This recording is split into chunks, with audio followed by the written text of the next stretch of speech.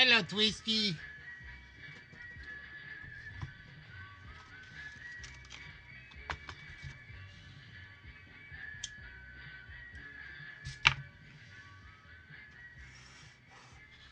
What's good, my brother from another uncle?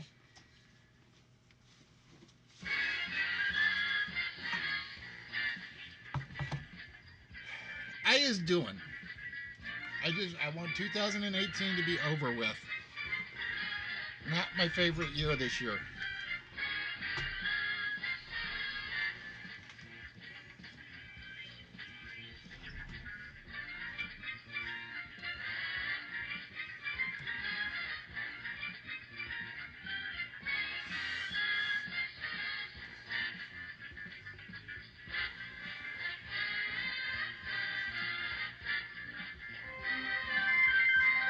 I'm not either. I've had one. It's kind of like overrated, in my opinion.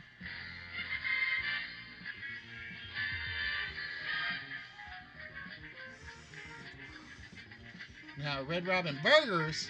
Hello, Smoothies. How are we doing? Now, Red Robin Burgers, them's a good thing. Yeah, exactly. That's what it is. It's just too damn orangey. I don't mind an orange lager ale, but not those.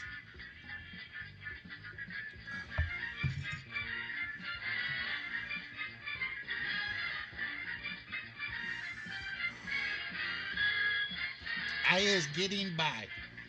That's all I survived 2018. That's what 2018 started on a rotten foot and kind of ended on an average foot. I think that's an improvement, right?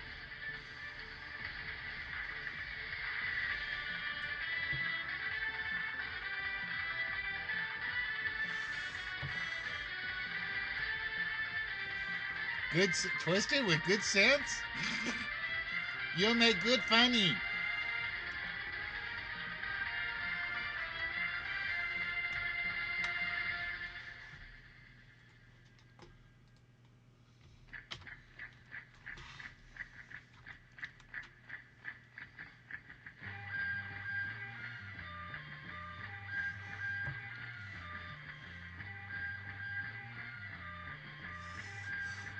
Well, because we know GQ has his own warped sense of good sense, right?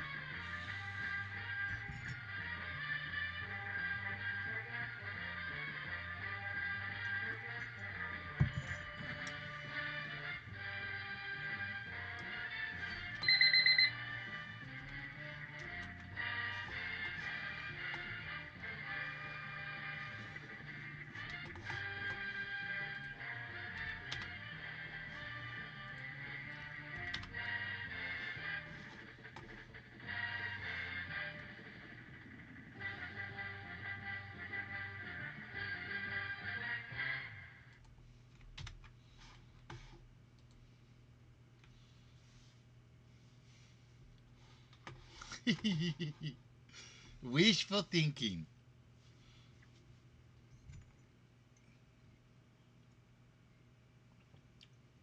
Where Twisted is involved, it's all wishful thinking.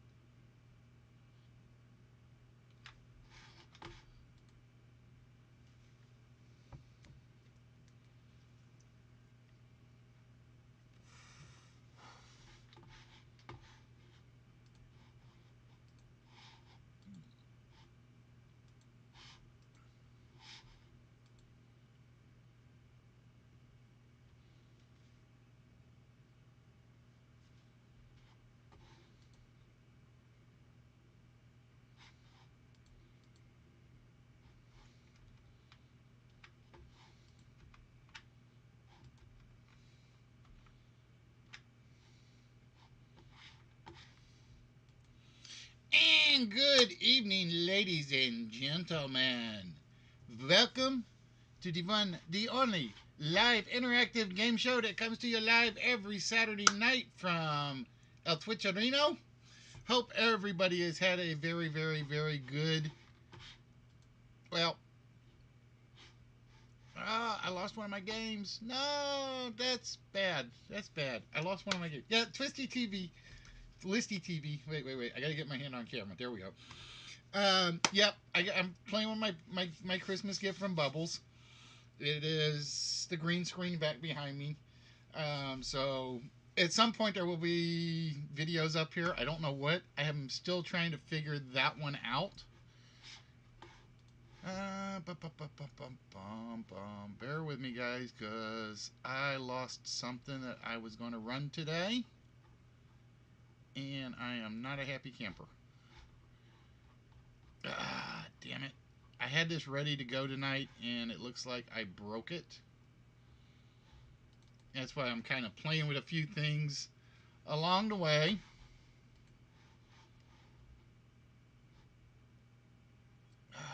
I have to throw that one out. Damn it, I didn't want to throw that one out. I had that one ready to go tonight. So, yeah, it's just one of those cases. I just have to figure out what's going to go behind me on the TV screen. Which means you're going to see a few changes on the videos or on the game show, as we will show you guys very, very, very shortly. But it is 2000 and it is the end of 2018, and hopefully everybody had a good year. I know my year started off like crap. I will admit that, when you're fired on December 31st, 2017. So you got to look at, like, you're not supposed to tell all of Twisted Secrets show. You're not supposed to tell all of them. All right, I need to put my music back on, and then we'll turn it down a little bit. You're not supposed to tell all of his secrets. That's very, very, very, very wrong. So we are having brandy and grape juice tonight. So we are adulting it up, because it is the end of the year, and that's what you need to be. It's like, those of you that are 18, you're getting into the adult stage of your life. Those of you that are in the adult stage of your life, you're staying in the adult stage of your life. And those of you in the twisted stage of your life, well, there's just no hope for you whatsoever. But yeah, it's like, I really like this screen, and I really thought about bringing this back in its entirety. And then I'm sitting there and I'm playing with some of the graphics, and it's like, my background's just too damn noisy. It really is too damn noisy for me to do all of what I want to do. So I got to sit here, and I was doing cleanup today on some of the shows or show screens, because like I said, I was rearranging stuff. And OBS, or let me rephrase that, Slobs is not the most friendly when it comes to pushing their stuff up to the cloud. And you leave that to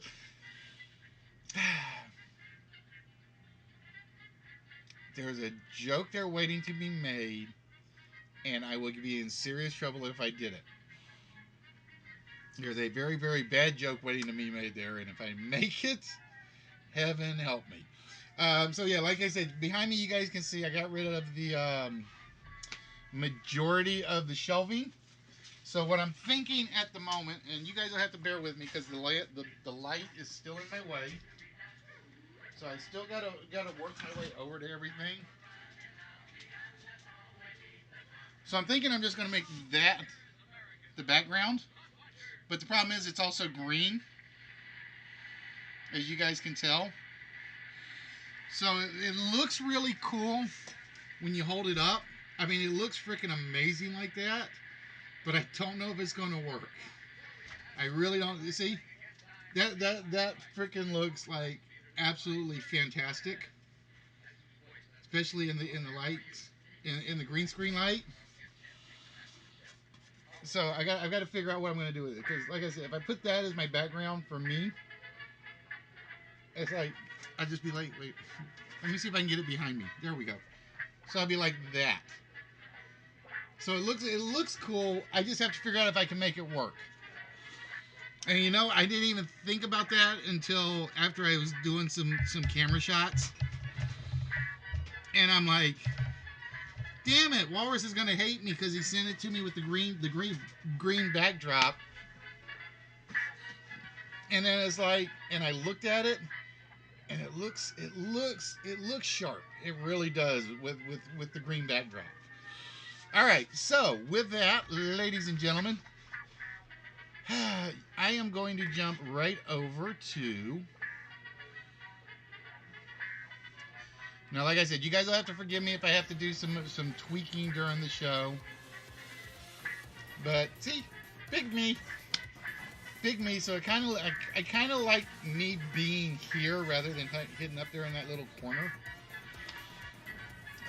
There are still a few bugs I do have to work out, as you guys will see here very, very shortly.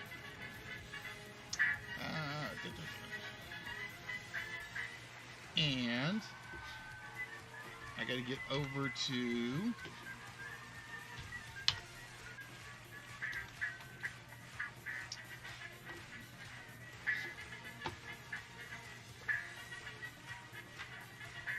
now. The other problem is like for some reason my sound has gone all wonky on my computer as well. I don't know why, but it's literally I didn't flip any flags, and all of a sudden my TV was no longer my primary audio, and my computer tried it, and I don't have speakers set up for the computer. So it was kind of like, now I am confused. All right, so give me 1 minute because I do have to resize something here.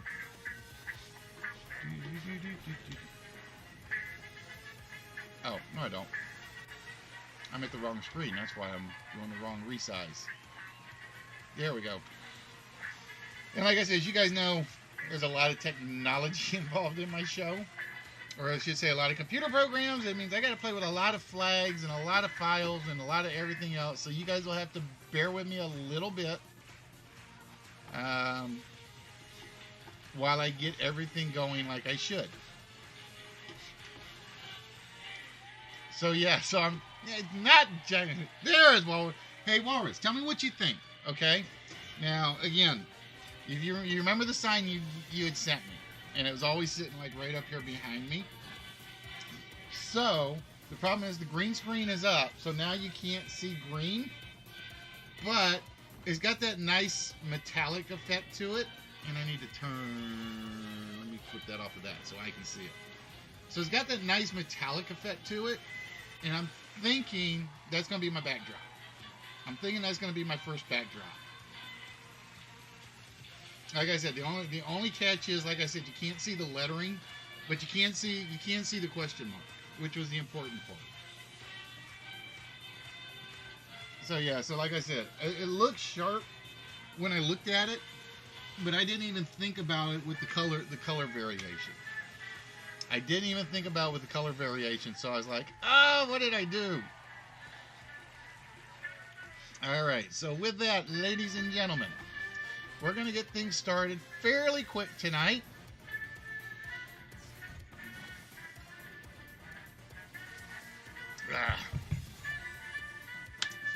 And for our first phrase of the evening, we are looking for candy phrases. We are looking for words and phrases that simply contain the word candy in them. So yeah, so how is everybody ready for 2019 is the question. Are you ready? Oh, please pray my pen didn't croak on me.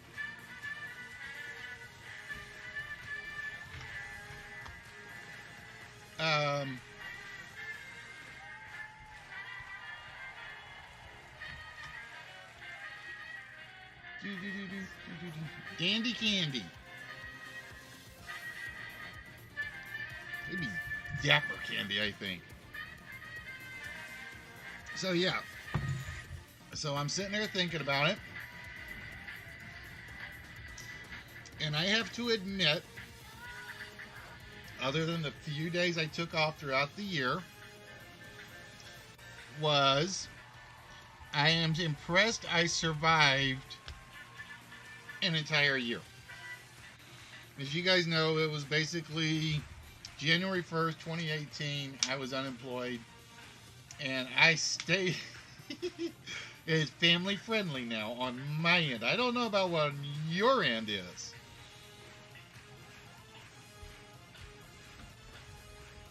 Um,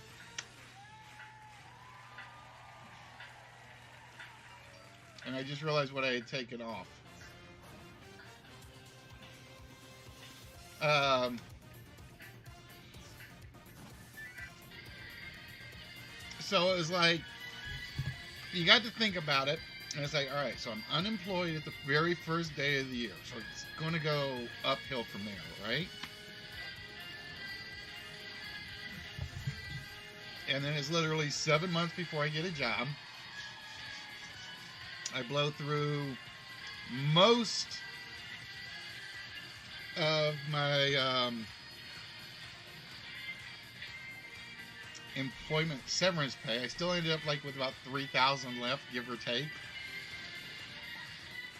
And that's counting me wasting money on toys and prizes and everything else. And I'm like, how the hell did I survive that?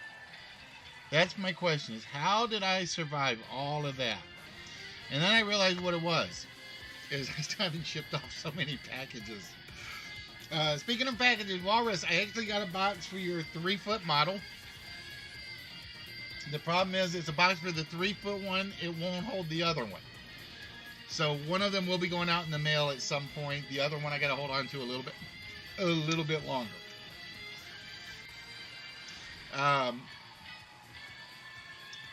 So we've had times this year where we've struggled to really want to put together a show. We've had times where we had to basically say, I got to do it even though I don't want to do it. Because I believe after getting rid of some of the Thursday shows,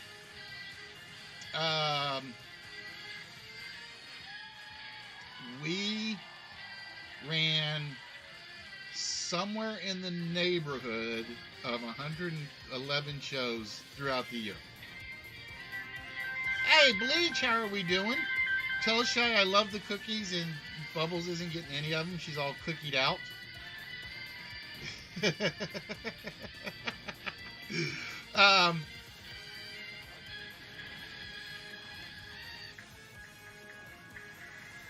I just lost my train of thought. I got thinking about cookies all of a sudden. Damn it. Especially the Santa cookie was like, oh, the Santa cookie Bubbles is not getting. Well, see, the funny thing was, it was like the week before Christmas, we did our Rob Our Neighbor thing at the bowling alley, and I bought 3 giant cookie cakes. I bought 3 giant cookie cakes. Oh, I think somebody got one of these. Hold on, let me look. Show got number 3. Okay. Sorry, Show. I was trying to get ready to get my talking points in action, and I forgot what they were. Yep, somebody did Candyland already. So it was literally for 7 months of the year. Somehow I got by without working, and I hated it. And you never sent me any fatality. This is why we love Shy and we don't love Fatality. Shy sends me cookies, Fatality doesn't. He keeps them all to himself.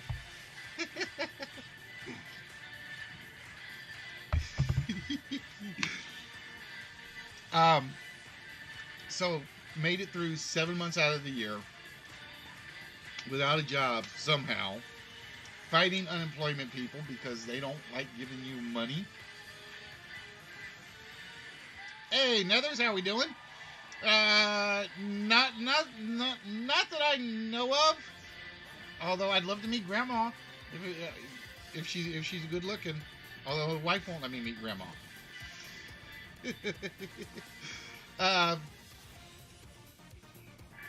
So it's like I managed to survive the first 7 months. I keep getting to that 7-month point. and that's with no help from the unemployment office and no help from any of the companies around here. No help from the horrible headhunters. And like I said, I am not moving to Arizona. I am not moving to Wisconsin. I am not moving to Minnesota. You either move me south or east. I wish it was a wig. It actually needs to get cut. It really needs to be cut. So yeah, like I said, somehow for those 7 months, everything just seemed to work around the house. I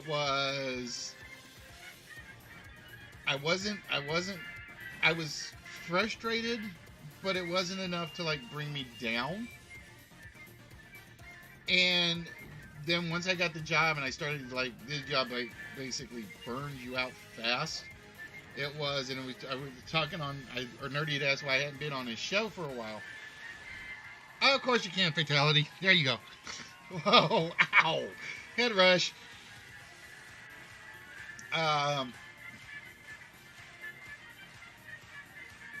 It was, after I got the new job, I could not come down and work on his show. I couldn't do it. It was, if I came downstairs to work on a computer, I got physically sick. It was headaches, stomach aches, the whole 9 yards. So somehow, yeah, it does actually. So somehow, within the last 5 months, we managed to hold ourselves together, and we managed to put together, again, and I'm estimating because I think there was only, well, I haven't done a Thursday show in the last 3 weeks, so I got to take those 3 off. 124, 121, and I think I only missed or didn't make up 2 shows. So out of 124 weeks, I think we did 119 shows. I think we actually did 119 shows in a year. And for those of you guys that don't know, that involved editing them, re-editing them, putting them together, making sure they work.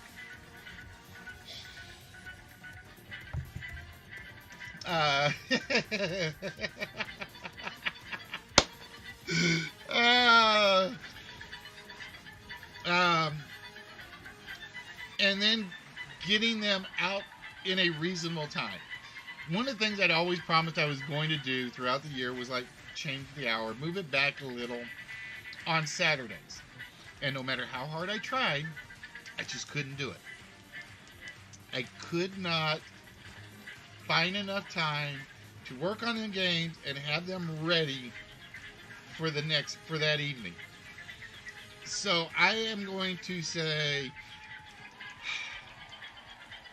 if you are an in real life streamer, and I don't mean people that just like put up a video game and talk during the video game, that's a talent all in itself. Now wait a minute, Fatality. Do I have to fight Tampanisha? If I have to fight Tampanisha, then we're gonna have problems. Let me rephrase. If I have to fight Tampanisha for your affections, then I'm gonna have a problem, Fatality. So yeah, so like I said, for those of you guys that do in real life stream, who am I talking to, Nethers? Our primary platform is over on Twitch, even though we do use Mixer, we do use YouTube, we do use StreamMe, we do use Vaughn. Most of the people that you'll see me actually like recognizing right off are the guys on Twitch.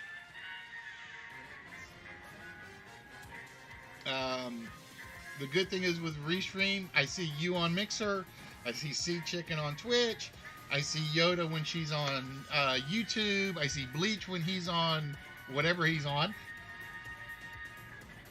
Or no, I'm sorry, not Bleach, Twisted whatever he's on at any given time. Um, so yeah, so over the year, I have come to appreciate more what the in real life streamers do, because not only do they have to converse with you, they have to put something together. And who was it I just got done watching? There was somebody. I just got finished watching today for like about 20 minutes. Or no, it was today. And it's just him in the corner of his room, and he's talking and talking and talking and talking, and I'm like, I was really really impressed with it, and I really wish I could remember who it was. Now that's to say that, and I'm going to do a little critiquing here among some streamers. They don't know me. They probably never come in to see the show, and it's like, it's not a bad thing. It's a critique. I don't care who you are as a streamer. And I learned this a very, very long time ago. You asked for the popularity. You got the popularity. And you shut everybody off. Oh, we were talking. Hey, Fallon, how are we doing? I remember what it was. I was watching a gentleman with a YouTube video. This is what I was watching. Wasn't a live stream. And he's talking about all the things Twitch has done since they become Twitch TV from Justin TV. And how Twitch put together these communities, and then they wiped out the communities. Then they put together these hashtags or these tags that are not very good,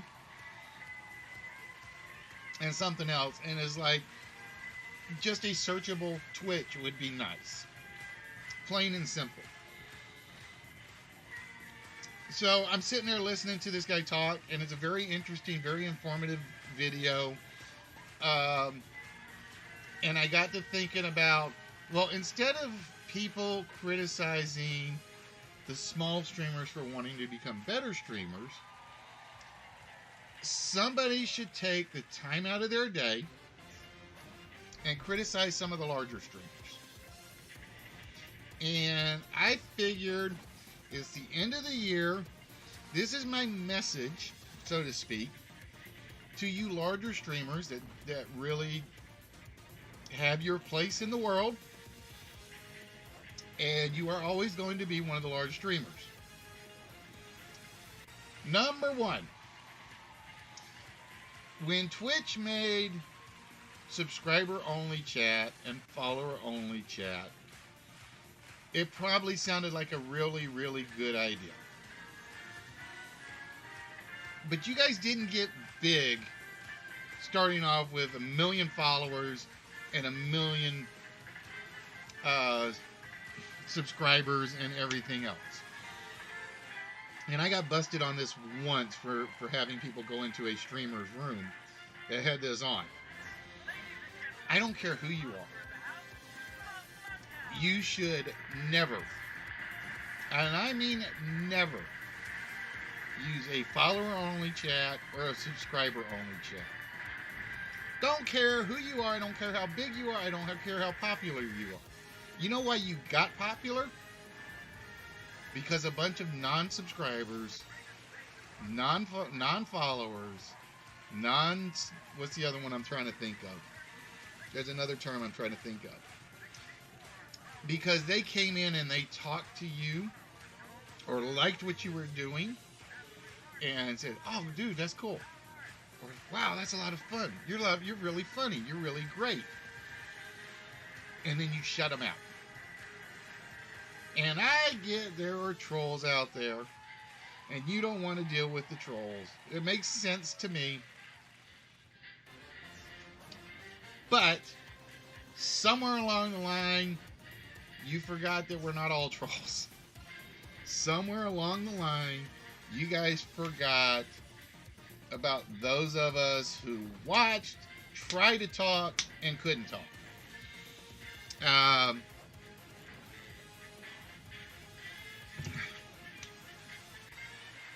It was literally my first major turnoff to a streamer that ever happened. I had watched one stream. It was absolutely fantastic. And I invited some people to watch with me. Or I had done a raid. And the moment we raided, he had it as follower-only chat. Or subscriber-only chat. And I'm like, well, thanks. You just screwed me and yourself in the same process. You want candy? Would you like some candy? Why am I picturing the predator right now? Show in the predator mask.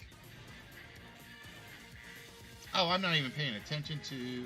Well, see, that's the other problem is I can't hear my damn sound effects on my switcher, and I don't know why.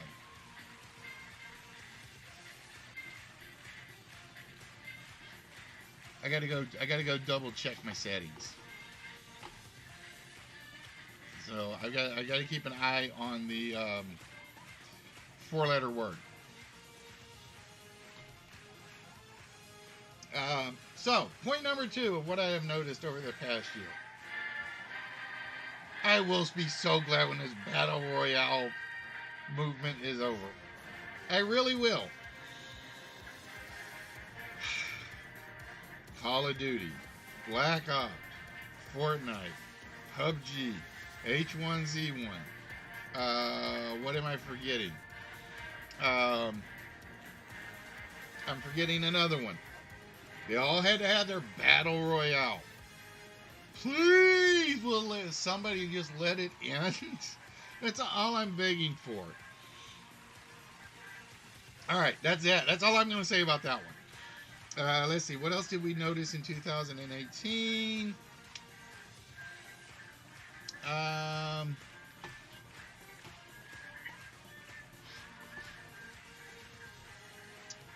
What else was there? What else was there?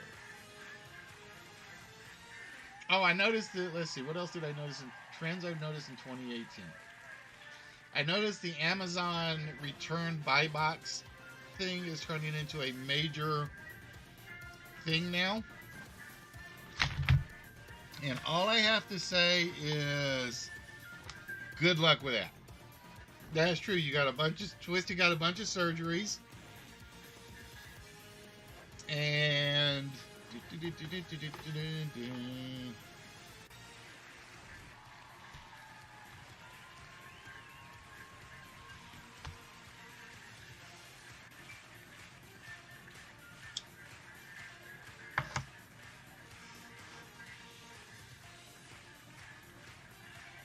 I just lost my train of thought. I always lose my train of thought when I have to like write one down. That's your New Year's resolution for 2019, Fatality.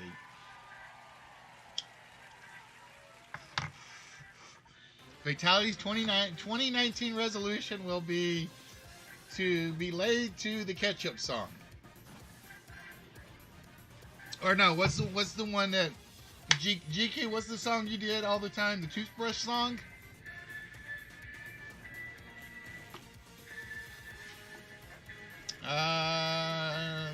Give me a minute, see, I'll look.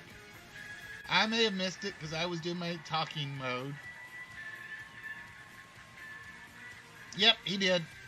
I missed it.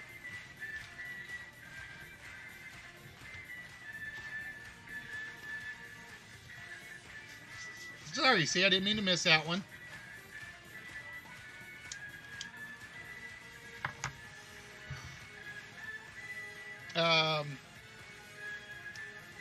I just lost my train of thought again because I was playing Behavior for C.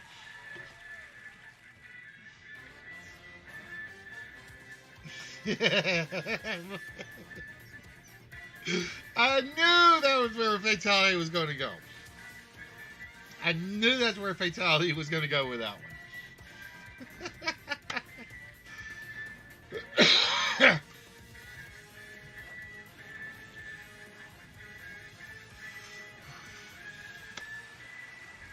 So, So hopefully, and this is basically my hope for 2019, is that Twitch, Mixer, StreamMe, YouTube, Vaughn, and everybody else just kind of remembers the little guys when they start working on stuff, and just remember that we're also part of this Twitch community or streamer community. Like I said, I know we're never going to make Twitch all the money in the world that everybody else is making them.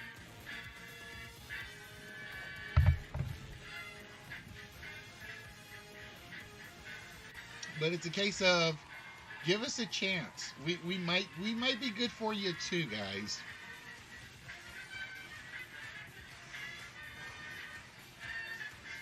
Fatality Scissorhand. And Twist is already crunched over like, no, I'm going to stay away.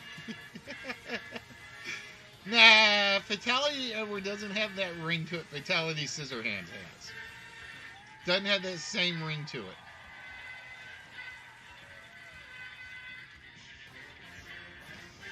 But yeah, I decided this year I am not making any New Year's resolution. Exactly. Twist is like got the metal cup already off to the side.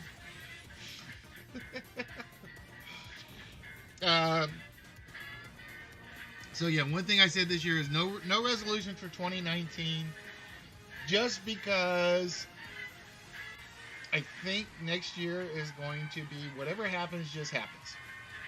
That's what I think it's going to be. Is that a good philosophy to have? I'm not sure. I am not sure, but we shall have to wait and see.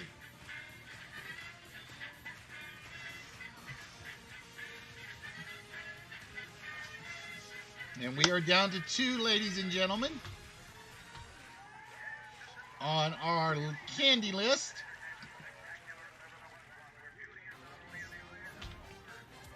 And I'm going to start my timer. As you guys noticed, I got rid of the timer on the screen. It was just kind of like chewing up space, and it was kind of like, it wasn't really doing me any good on the screen. So it was one of those cases of, that's something I think I can actually get rid of. That's something I think I could actually get rid of, and I won't miss it. Although I'll have it like on my TV monitor.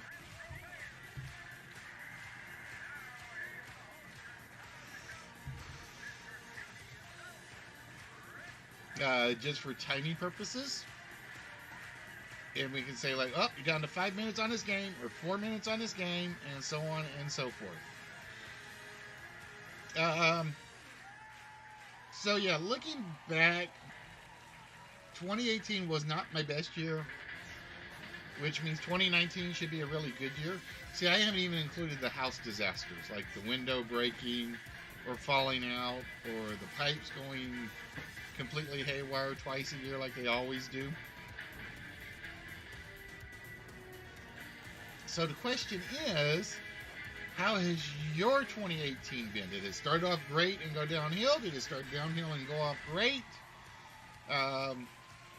What was your moment of 2018?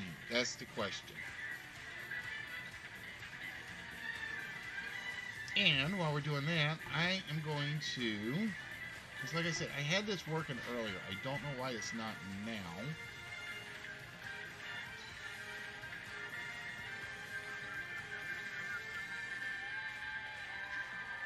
I gotta figure out why this one broke.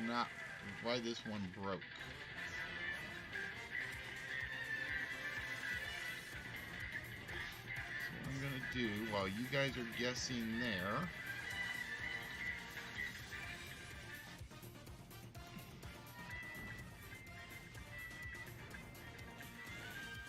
is I'm gonna check something out on my screen, but I'm gonna keep the chat up so I can see what's going on there.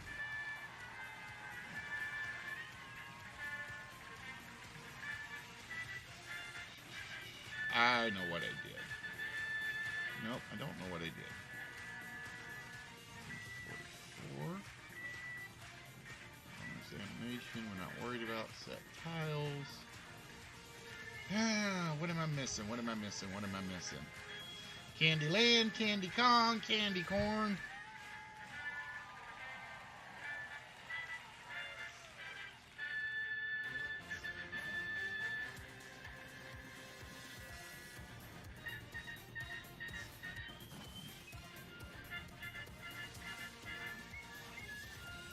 So bear with me while I am looking for something, guys. Unless I just completely erased... Oh, duh. I am an idiot. That's why it wasn't working.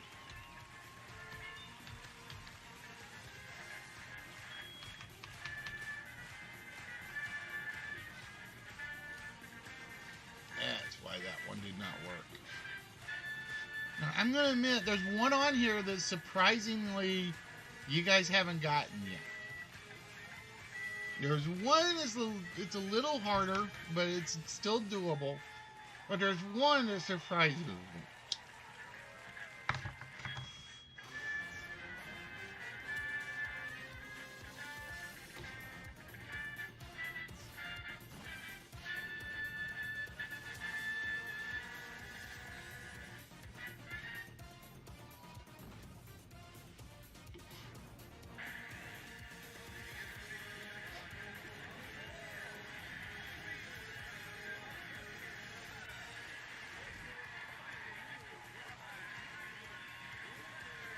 I said it, you just missed it, which has been known to happen, but no, this one I haven't seen.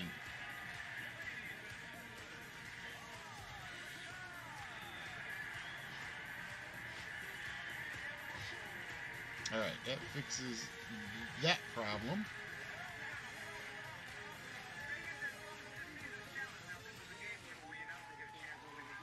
So we are down to 2, ladies and gentlemen. We are down to 2 for our candy phrases.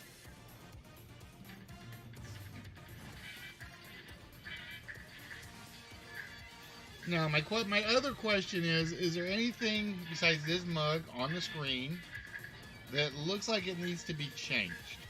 Because, like I said, I've been busting my butt today, mostly doing aesthetics.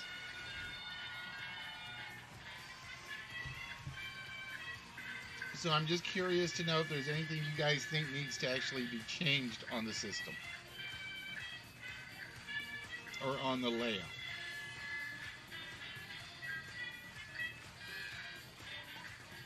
All-time candy. That would be rock candy. I remember going to the fairs, and you get the cardboard box of old-time candy, and it was just like this hard, crunchy rock stuff. And your mom's like, nope, you only have one. And I'm like, but it's my candy. I'm going to eat it. Crunch. Oh, I don't want it anymore.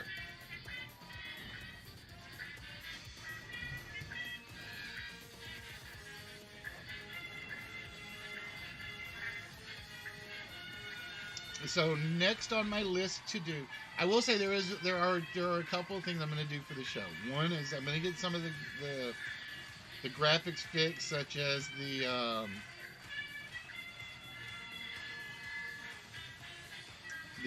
sponsored by over there, because you'll notice it quit cycling through, and I don't know why. The chat could be bigger. Well, we could. I don't know if it'll work. I don't know if it'll do it while I change it here.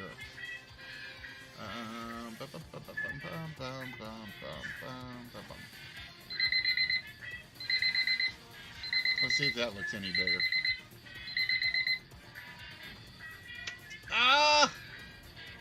Let's see. Soft candy, candy coma, candy chew, discount candy, caramel candy, Halloween candy. So, unfortunately, ladies and gentlemen,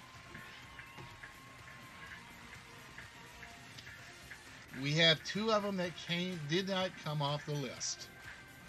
And I'm going to say, when you guys started working on the phrases, I thought number 5 was going to come off. I thought I was going to swear number 5 was going to come off. And number 5 was very simply, don't take candy from a stranger, or a fatality, or a twisted, or a knucklehead. It was like you guys like doubled up on taking candy from a baby, and you guys just passed on don't take candy from a twisted. And number 4 on the list, I'm gonna say I think was probably the hardest one to really think about, which was candy coat.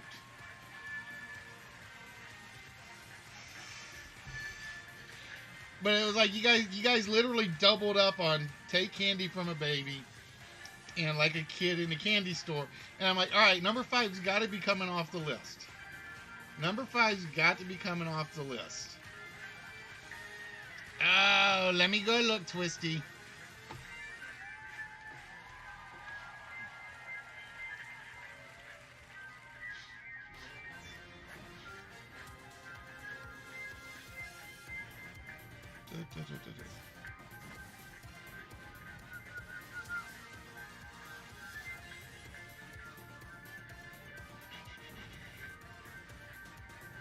Oh, there it is. It goes to Twisted. It said candy coated. That's why I missed it. I was just looking for a coat. I was just looking for the coat. That's why I missed it. I apologize. I did miss that one. Oh, get back to where I put you. All right, so with that, ladies and gentlemen, we are going to load up one celebrity spot, one small prize.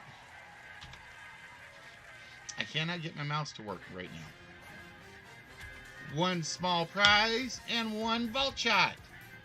And the only one we're hoping it does not come under is don't take candy from a fatality.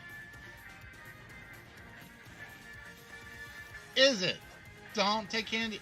Oh, and the vault shot gets taken away. So there will be no vault shot on this list, but there still will be a one-player game, and there still will be a small prize. The question is, to whom does it go? Let's find out. This is a Twisted Sea Chicken Show Little French Lady list.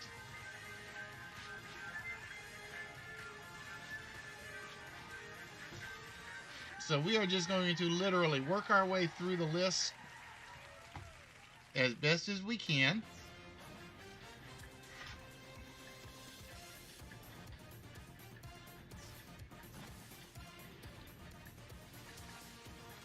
Oh, Show will be getting the small. And let's see if Show also gets the one-player game. Come on, mouse. Start working like you're supposed to.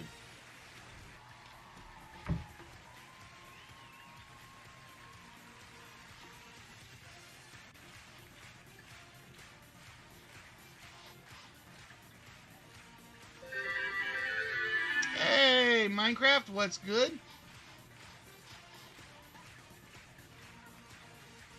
And for some reason, my mouse is being really, really flaky right now. So hold on, guys. Or actually, my slideshow is being flaky.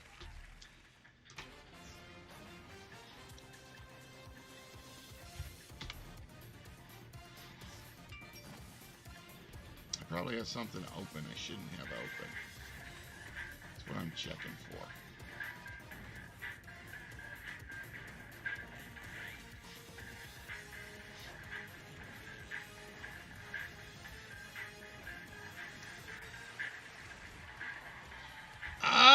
Show we'd be pulling a twofer tonight.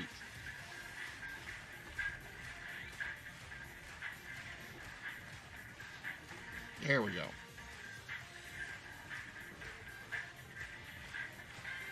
Show will be pulling a twofer. His show is definitely getting a small prize. And he will be competing in a one-player game. All right, Show, with that, I need a treasure chest number between 1 and 194.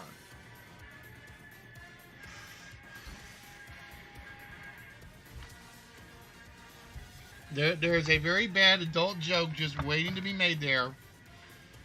Fatality, help me out. Or Bleach, help me out.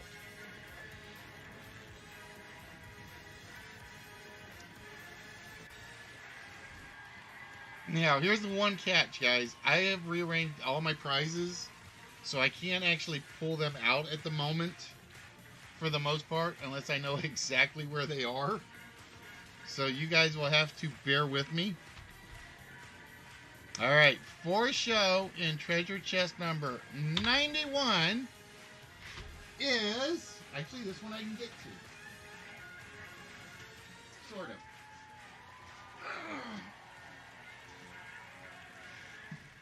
Show will be getting the magnet. The Blair Witch magnet. Which looks a little fuzzy with the color. I still can't speak the English. So, Show, congratulations, my friend. That will be going to you. That is the Blair Witch magnet. And I have not pulled open a one-player game. I gotta find one. That is going to be a tough question. So, give me 1 minute, Show, as I go find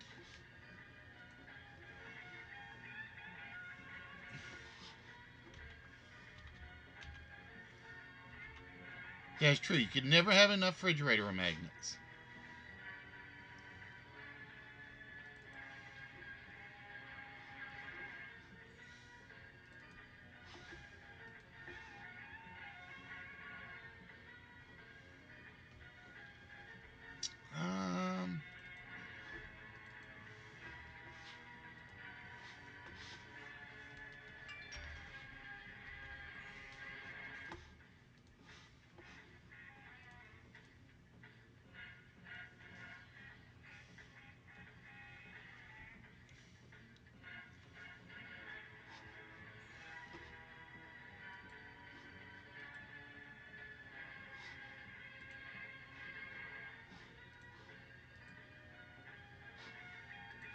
So I'm working on them, Fatality. These are pretty much my one-player games.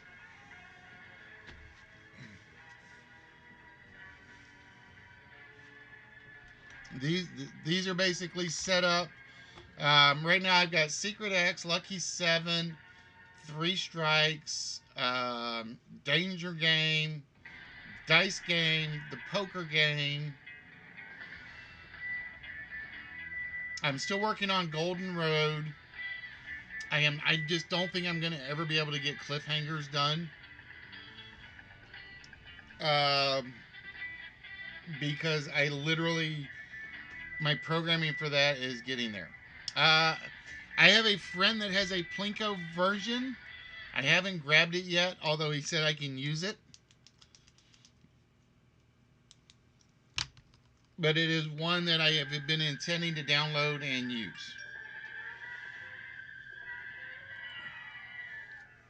Alright, show. The game is Lucky 7. Somebody says there's a range game out there, but I haven't been able to find it. But somebody swears up and down they have seen a range game in PowerPoint, but I have yet to have find it. And the moment I do, I am so stealing it to use.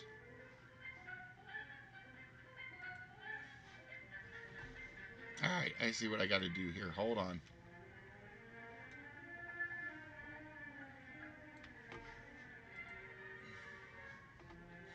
Alright, show. Oh,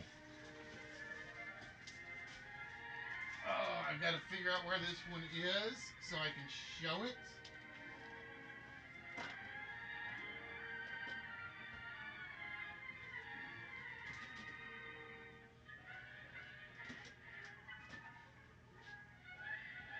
And like I said, that's my problem is I've moved everything around, so I've got to find everything now. And that includes some of like my personal stuff has been moved.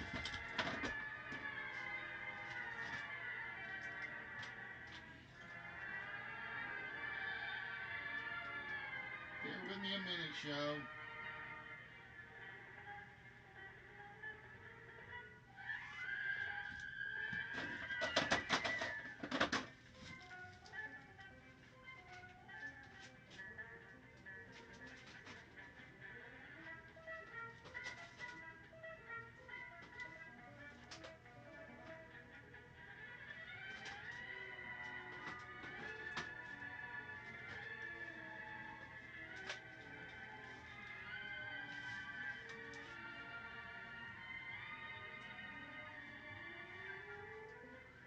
I don't know where that piece is.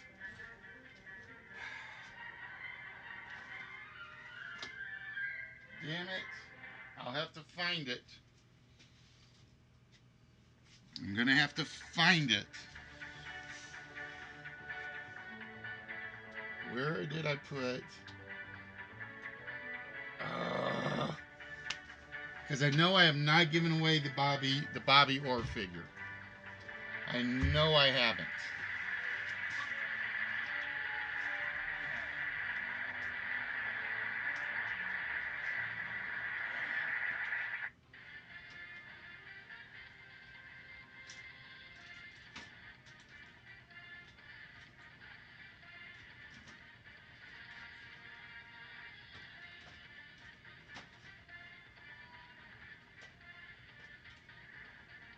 Oh, where is it? That's my question.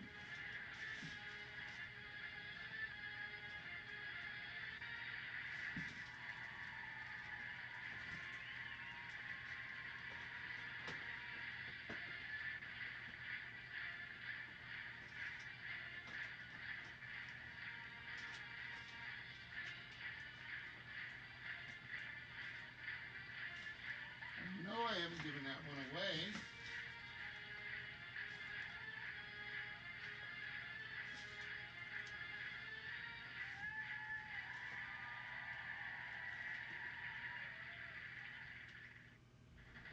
At least I don't think I gave that one away already.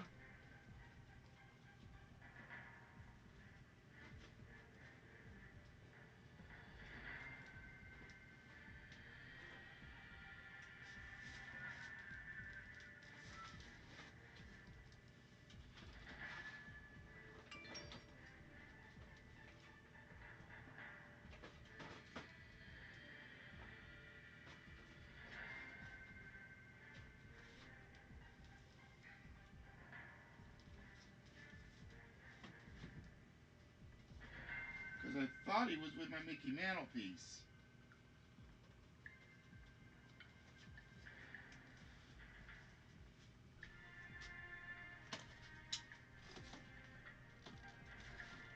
I would have swore he was with the Mickey Mantle piece.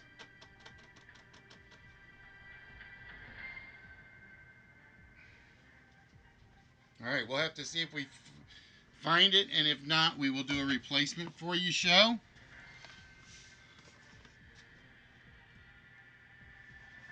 All right, so this is how it works, show. We are going to show you an item that has a value of over $10,000.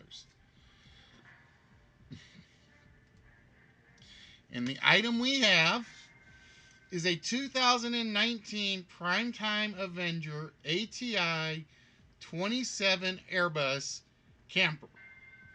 Camp without leaving the comforts of home. This Avenger RV trailer with aluminum exterior and cambered alloy frame sleeps 6 and has its own walk-on roof deck. Get away from it all without losing it all. All right. I will tell you, the value of this item is up in that board. It is at least $10,000. It is less than $100,000. What we need from you, Show, is each number in the price. All you have to do is keep one of those dollars that are left on the screen. So if you think the first number is a 5 and it's a 2, you lose 3 of them. If you think it's a 2 and it is a 2, you don't lose any. If you think it's an 8 and it's a 1, you lose all 7. So, Show, we need to know what you think the first number in the price of the 2019 Primetime Avenger is.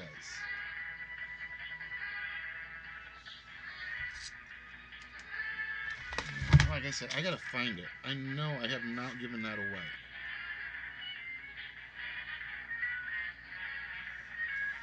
Alright, Show says the first number is a 3. Is the first number in the price of our Primetime Avenger a 3?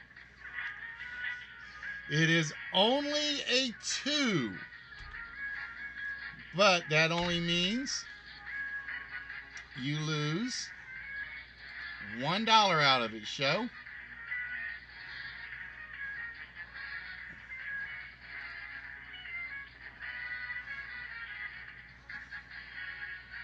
All right, come on, Mal, start working.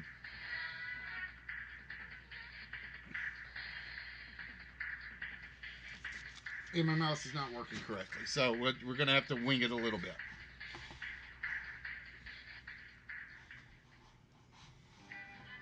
All right, Show, you have $6 left. What is the second number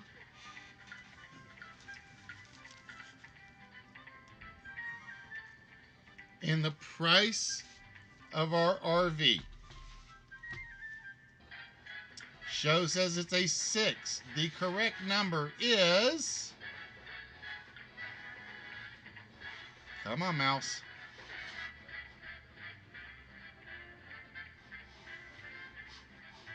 I don't know why my mouse is being so finicky today.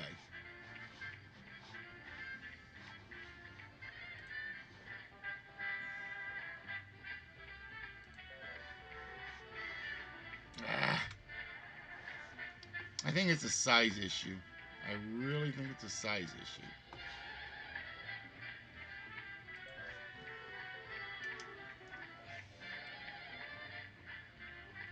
It is a 9, which means Show loses 3 of them. So you are down to $3 left, Show.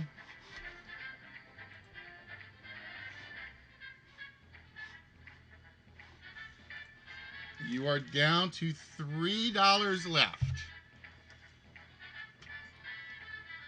All right, Show. We need the third number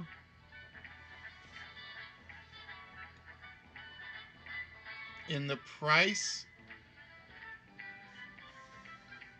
of our RV. All right, so we are not wanting to see a 1, a 7, 8, or 9. Is it a 4? It is a 5, which means you only lose 1. And you are down to 2, Show.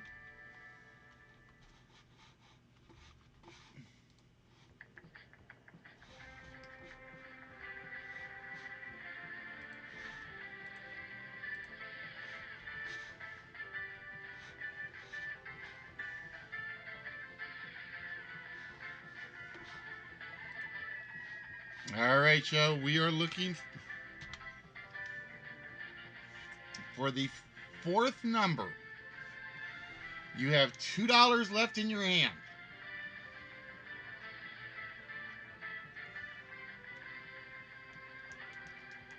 What is the fourth number? Show says it's an 8. So we are looking for a 7, 8, or 9. Is it an 8? It is a 7, which means, show, you have $1 left, which means you can get this if you get this last number exactly right.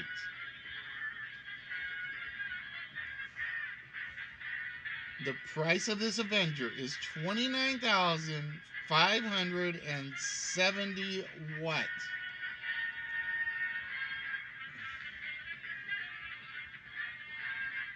Show says it's a 9.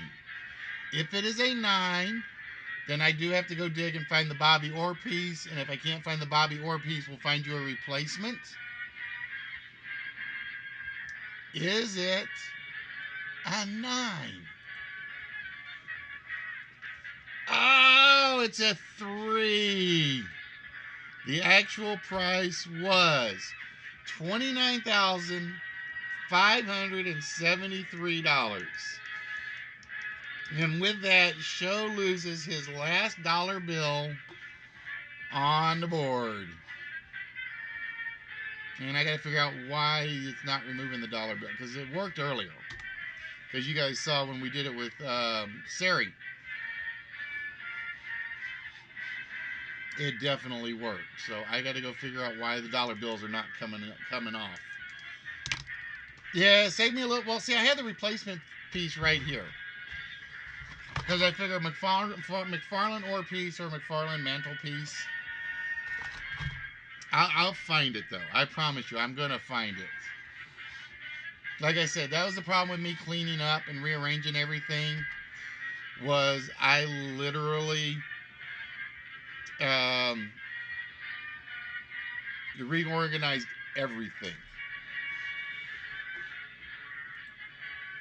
But see, now I actually have to do work, because now I got to go find another prize to put into the Lucky 7 game.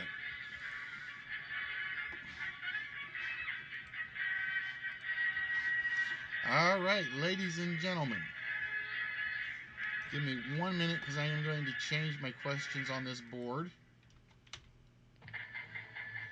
Because I really want to do the one that I was going to do Christmas Day, but I couldn't do it because I was just basically, I would have gone dead in the head.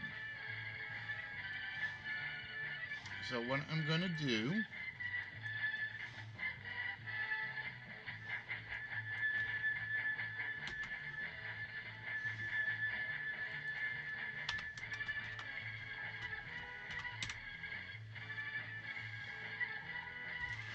alright, so we got to go put Show's magnet in his box,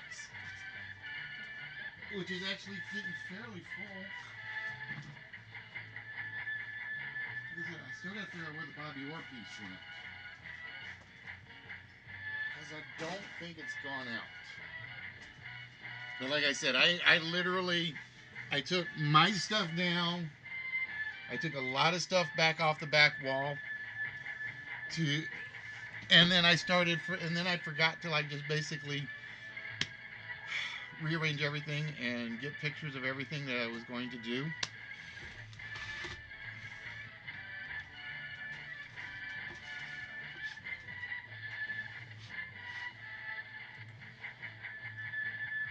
All right, ladies and gentlemen. So for tonight,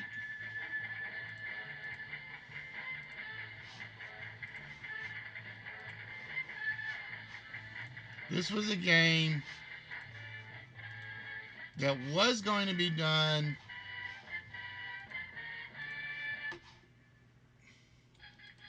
last week or during the Christmas holidays, but it was one of those where we just couldn't, there was nobody around to do anything, so we kind of got a little out of luck.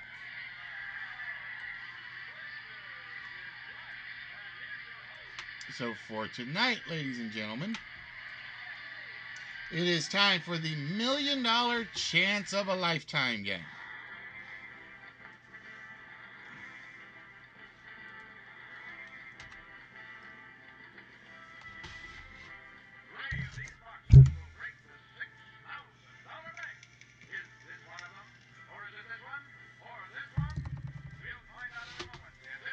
There was a letter game that was around before Wheel of Fortune was around that was known as $1,000,000 Chance of a Lifetime. This game will be open to everybody on the channel. Hello, Miss Delvikins. How are you feeling?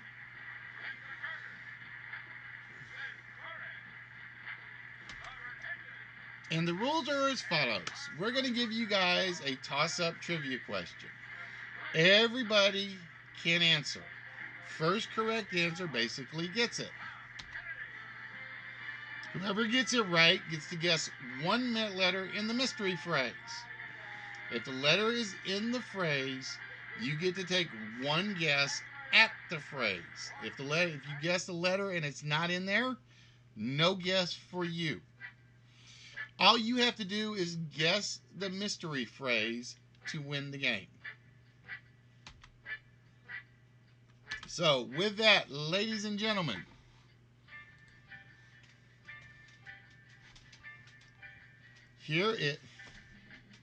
there we go. Here is the topic and the mystery phrase. The movie critic loved Christmas because he loved blank. Okay? The movie critic loved Christmas because he loved blank. So all you have to do is be able to give me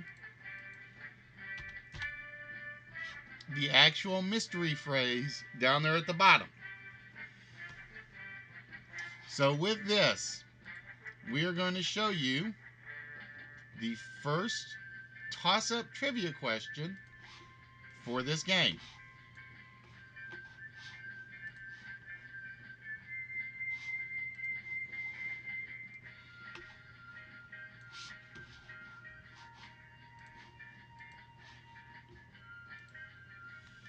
In the song, The 12 Days of Christmas, what did my true love give to me on the 12th day?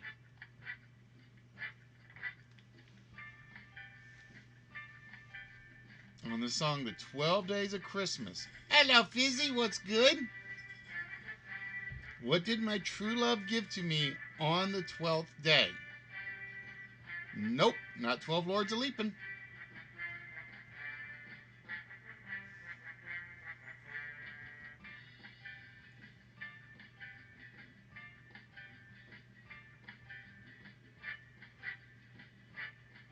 It should say in the original song, The 12 Days of Christmas. What did my true love give to me on the 12th day?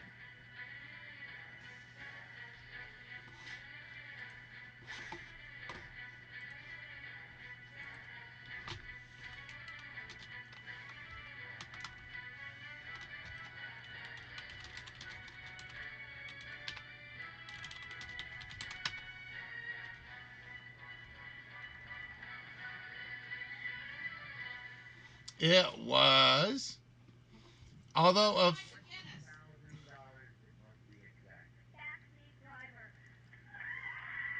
what, hon? Oh, it was indeed 12 drummers drumming. And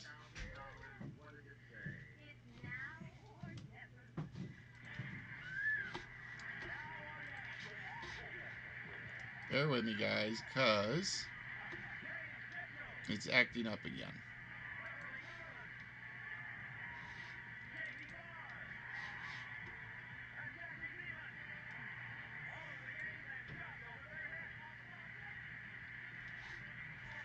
I swear this thing works. This thing works every time in practice.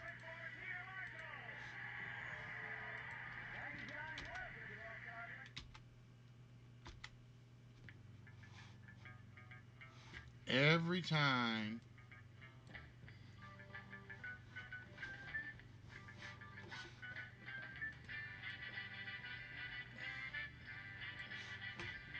I don't know why it's breaking up on me now.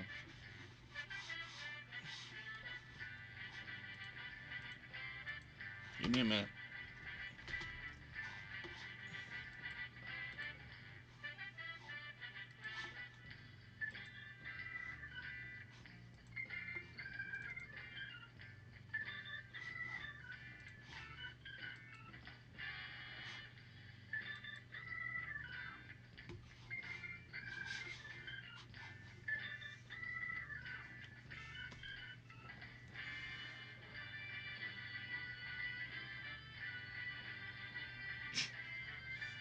Well, it's getting like really choppy for some reason, and I don't know why.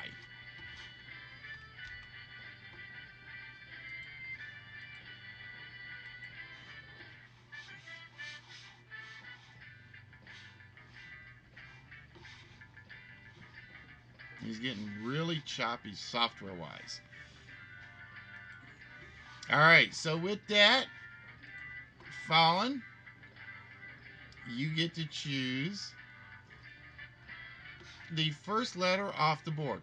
Now, officially, if you pay attention to the song, you actually got 12 drummers drumming, 11 lords leaping, 10 pipers piping, 9 ladies dancing, 8 maids milking, 7 swans swimming, 6 geese laying, 5 golden rings, 4 calling birds, 3 French hens, 2 turtle doves, and a partridge on the pear tree on the 12th day of Christmas.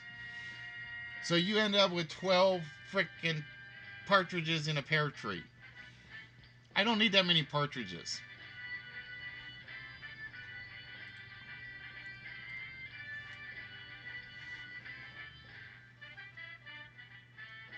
All right, Fallon says let's go for the S. So we click the S. There is no S on the board, which means Fallon cannot guess at the puzzle. And we go to the next question. What I would love to do is hotkey a couple of functions, but you can't do that in PowerPoint.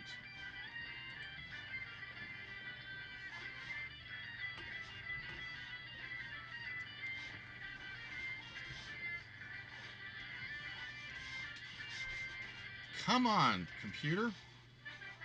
Frickin' son of a...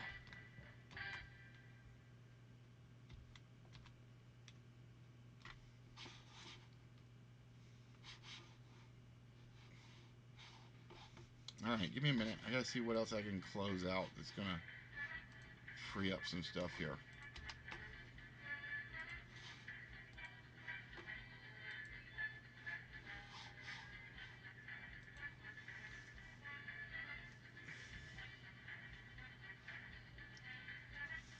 I know, I was like, and then I was like sitting there like, which word am I on?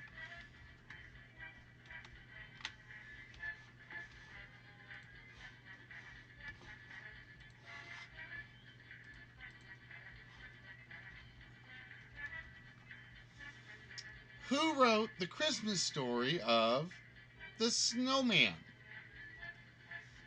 Who wrote the Christmas story of the snowman?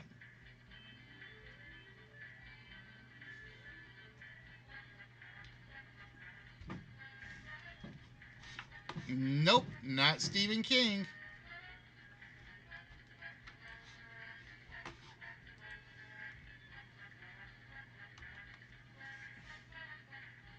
Who wrote the Christmas story of the snowman? It was Raymond Briggs. So Fallen getting a second answer correct. And with that, Fallen, you get to choose the next letter off the board.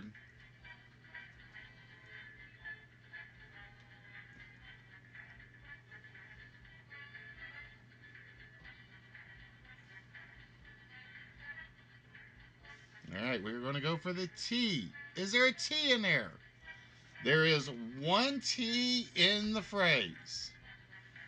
So, Fallen, the movie critic loved Christmas because he loved... Can you finish the line?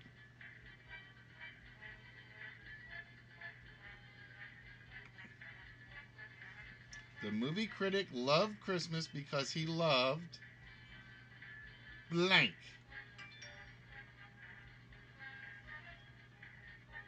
All right, no guess from Fallen. We go to the next question, ladies and gentlemen.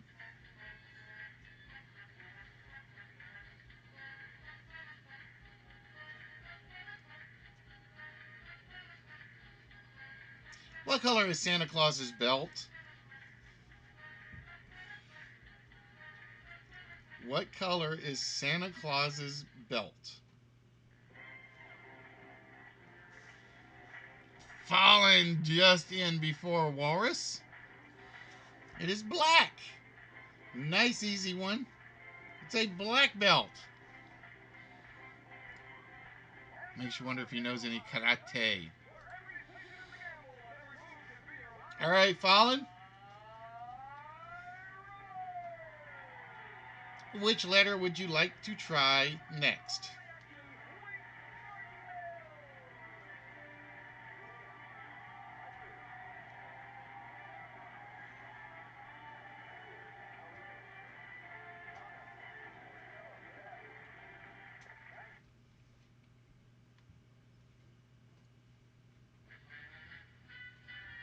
All right, we're going to go for the A. Is there an A on the board? We got 3 A's up there, Fallen. The movie critic loved Christmas because he loved blank.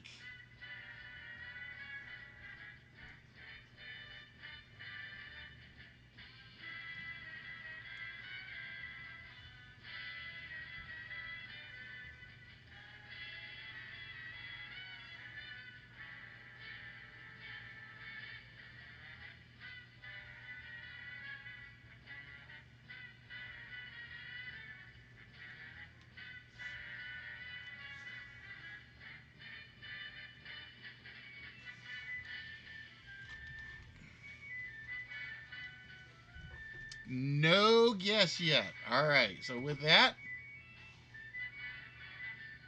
we go to the next toss-up question.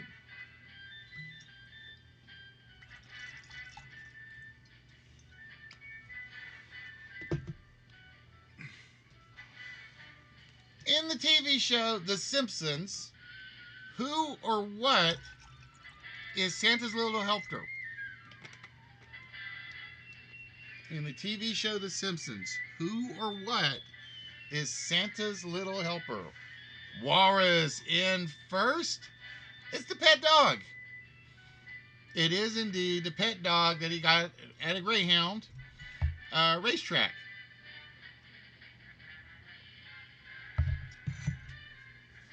All right, Walrus. You get to choose the next letter off the board. All right, we're going to go for the E. And we got a few E's up there. The movie critic loved Christmas because he loved blank.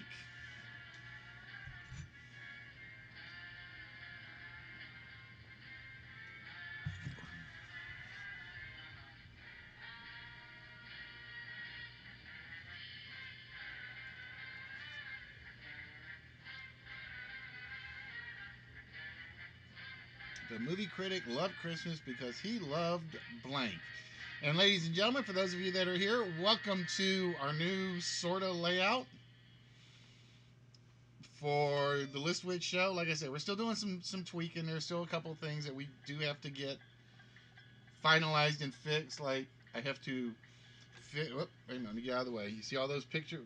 I keep forgetting this side. See all these little pictures that keep popping up? Those are some of the prizes you guys can actually win. Problem is, I've got to find a lot of them now because with the new setup, I had to tear the studio apart and put it back together. And I don't know where some of them are. I really don't. All right, no guess from Walrus. And we go to the next question.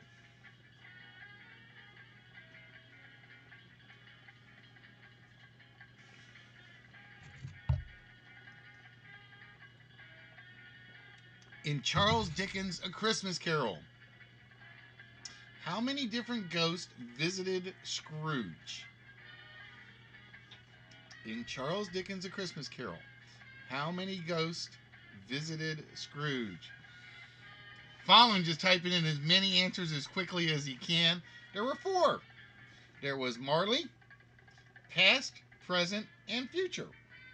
There were 4 ghosts to actually visit Ebenezer Scrooge. All right, Fallen.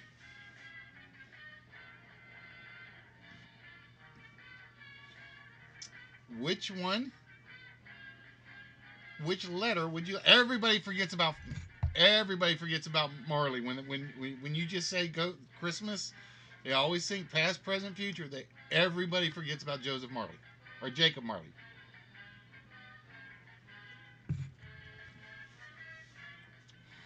All right, we're gonna go for the R. Is there an R in there? There is an R in there. All right, Mrs. Fallon. The movie critic loved Christmas because he loved blank.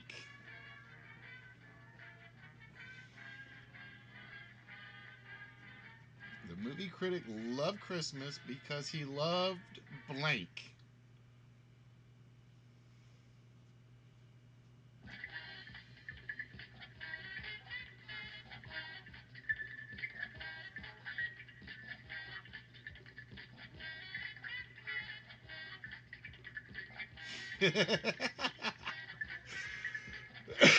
Oh. All right, no guess. So we go to the next question.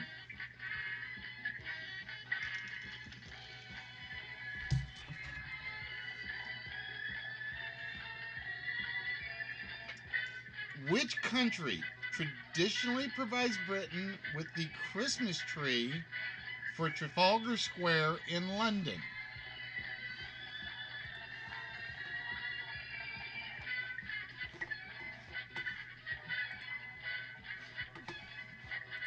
And Walrus jumping all over that one. It's Norway.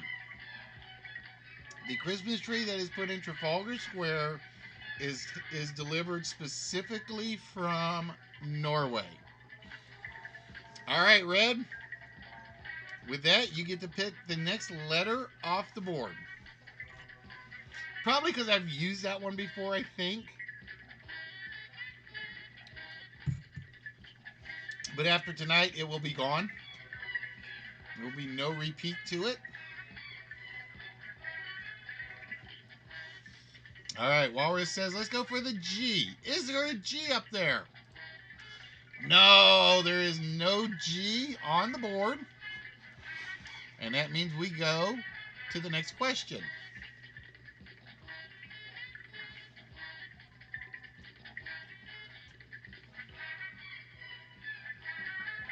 Who were Balthazar, Melchior, and Caspar? Who were Balthazar, Melchior, and Caspar?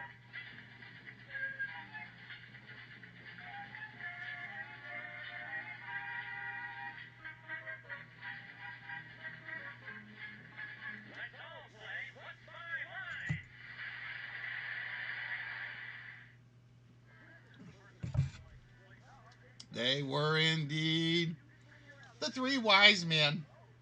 That was their actual names. All right, Walrus.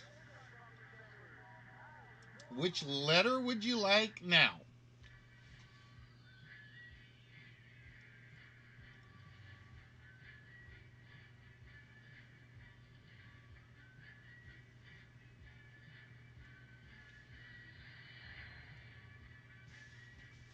The S is already off the board, dingbat. Do you see an S over there anywhere? NOPQU. Somebody sent Walrus back to grade school. Or Knucklehead school.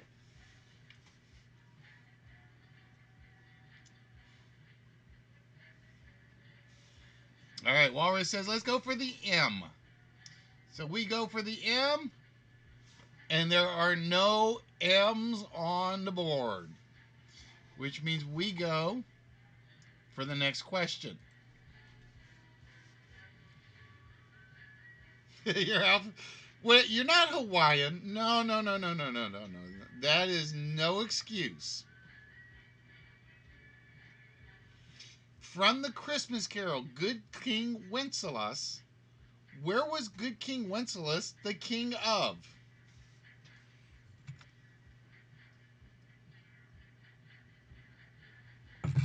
Hey, we got a Z. See that thing right there? That's a Z right there.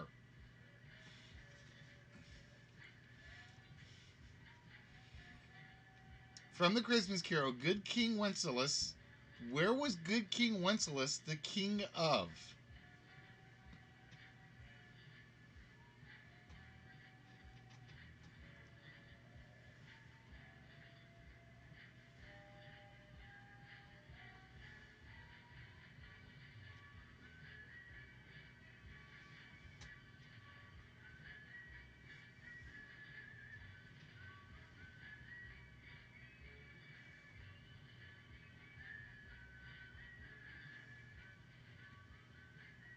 Wow, I think we stumped everybody finally. Good King Wenceslas was the king of Bohemia. Good King Wenceslas was the king of Bohemia. And with that, nobody gets it, so the host basically gets rid of one letter off the board. Let's get rid of the Q.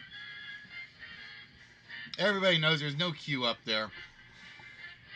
All right, ladies and gentlemen, the next question on the board.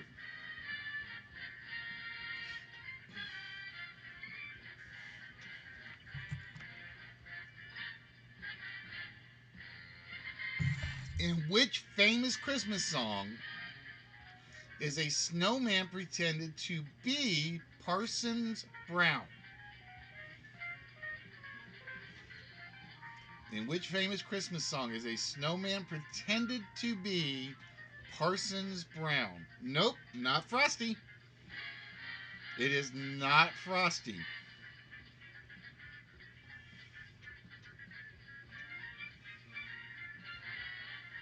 There's only one snowman in Frosty the Snowman, and it is Frosty. There we go. Parsons Brown is in Winter Wonderland.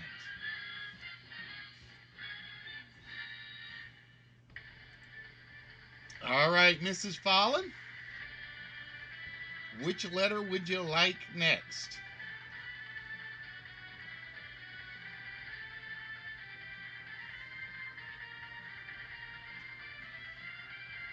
And I will tell you, we're down about 8 minutes in the game, folks.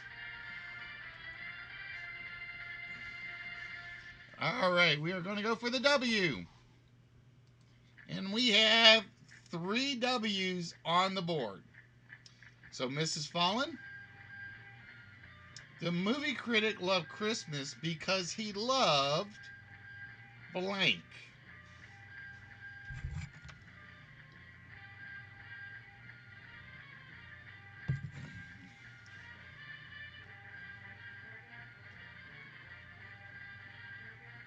There's no such place as a Winter Wonderland? I don't know about that, Sea Chicken. The Caribbean Cruise would be a nice Winter Wonderland place.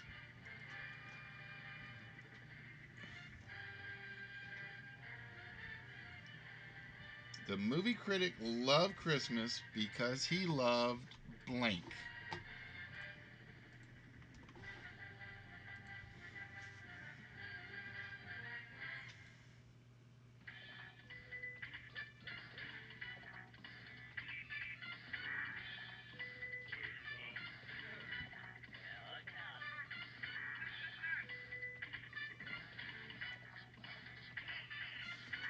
Alright, so we're going to put Mickey up for a moment. See,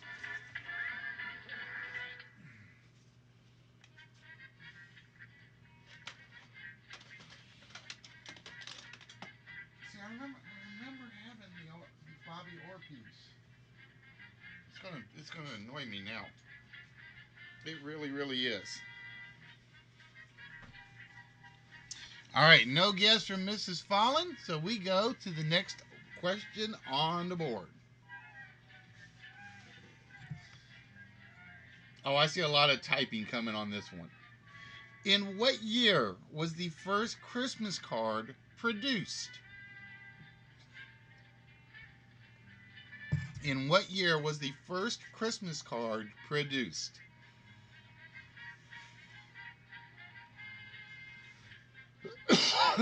Nope. Nope. 1963.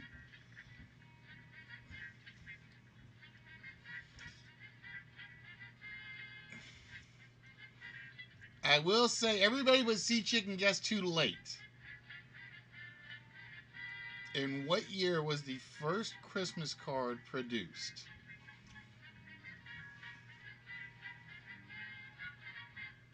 Now wait a minute. You guys are saying we didn't have Christmas cards till 1970s? I'm going to say go the other direction.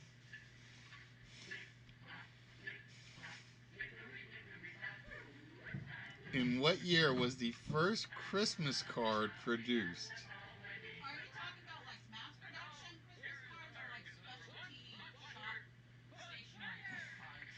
The first Christmas card. I will say show's the closest right now.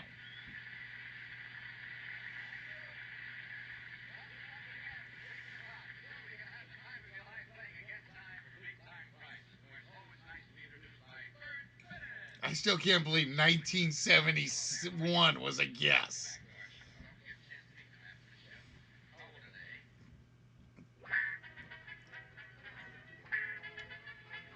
You're in the right century?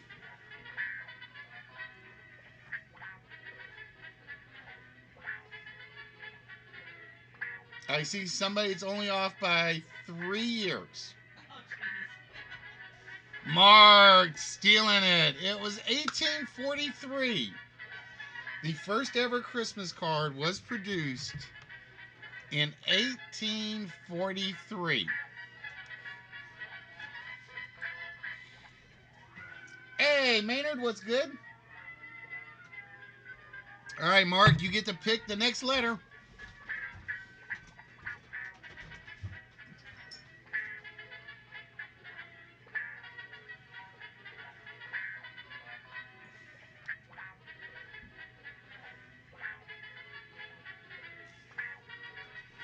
All right, and we have a few ends on the board.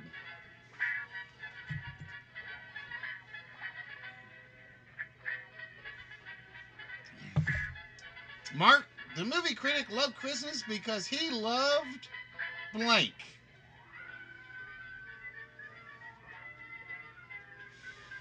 It is.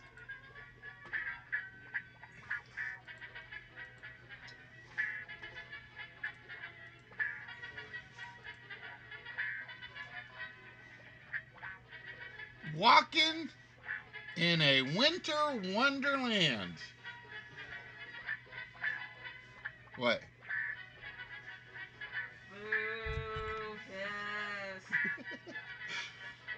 I will tell you guys, and Mark's won this game before. Every answer on the $1,000,000 Chance of a Lifetime game is a pun. And some are not very good. No, I will tell you some are not very good. One of my worst puns ever was actually had something to do with Pablo Picasso, and I can't remember what it was.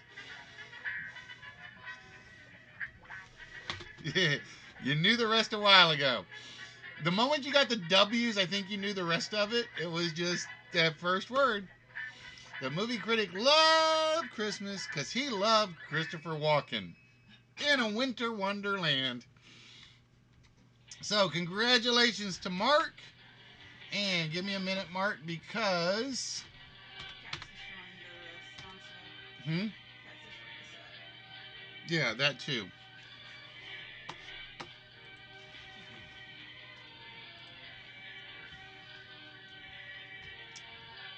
All right, Mark, with that, we need a number between 1 and 219. Oh, speaking of which, Mark, I may finally have a box that's big enough for yours. Because that one is sitting upstairs. Not one of those? No, because he's got the Grateful Dead game. Oh. That's basically a board game. Yeah.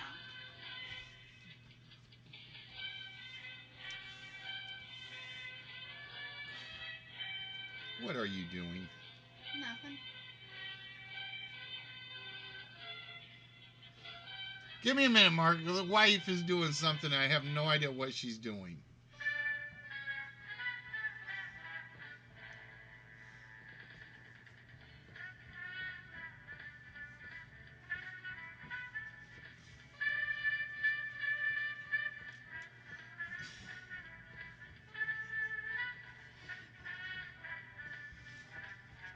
Oh, you like the one that's in the car. I forgot to bring it in. All right, Mark says number 66.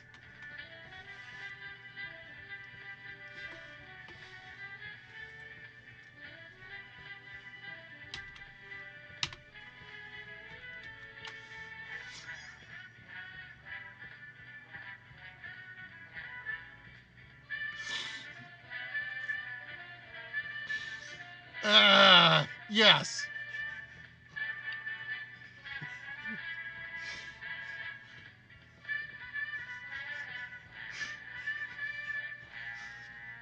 I think I just found a.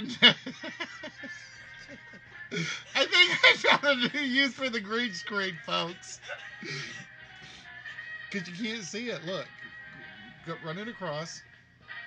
Give me a second, guys. I gotta show her something. You can't see it. Well, now you can. A minute ago, you couldn't see it. Oh.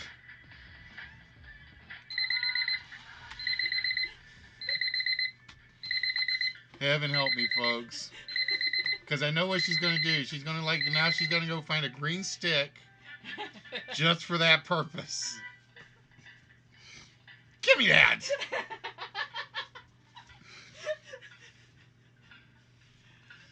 All right. So with that, Mark, sorry, man.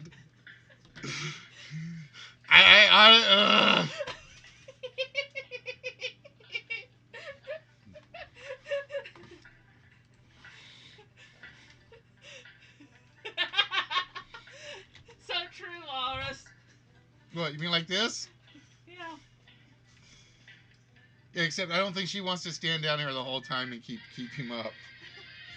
Jesus Christ. All right. Enough.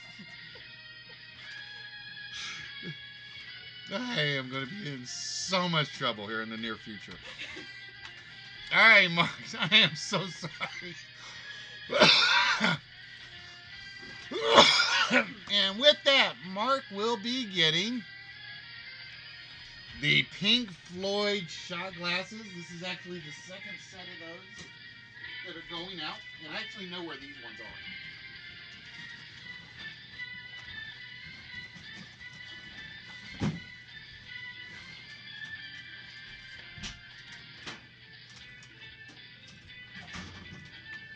I actually had 2 sets of these.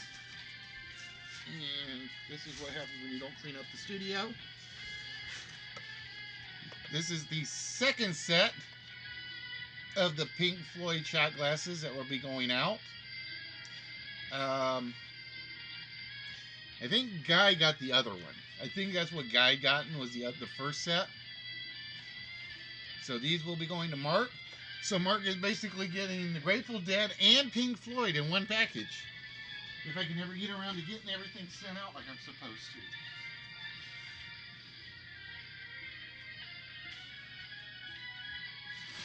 But yeah, Mark, I do have a pile of stuff here that has got your name on it. I just have to get around to getting everything shipped out like I need to.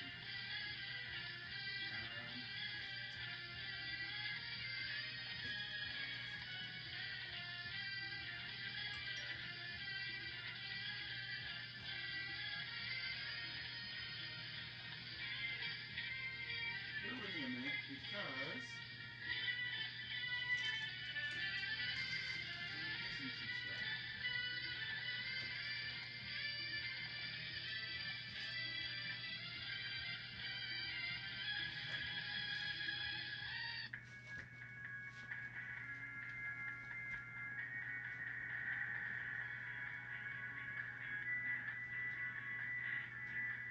Oh no, that's what it is. I did get yours out, Mark.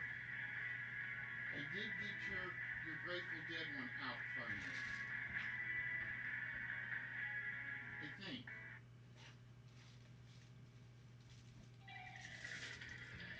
think I got yours out.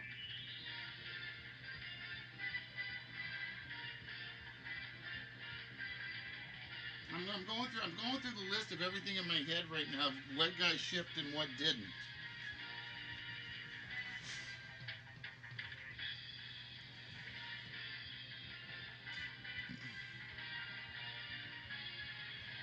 Because I have a pile of stuff that's sitting over there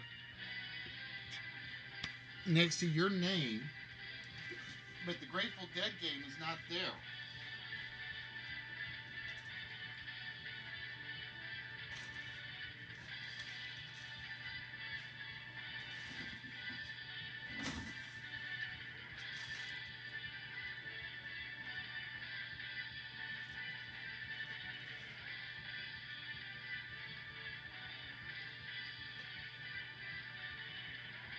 Oh no, I'll take that back. Yours got shipped, Mark.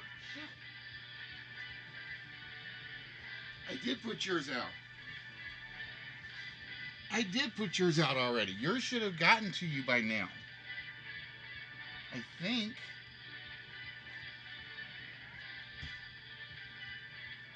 Because I have a pile of stuff over there with Twisted's name on it.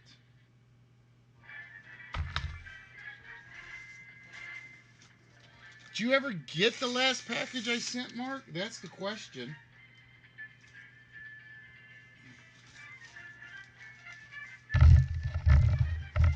Because the Grateful Dead game was like basically my pile for you, and I don't have it. So that means it had to go out at some point.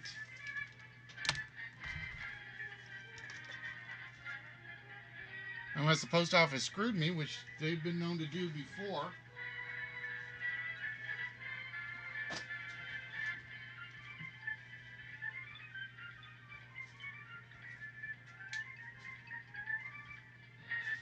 I'm checking. Hold on. Oh, never mind. I found Mark's pile of stuff.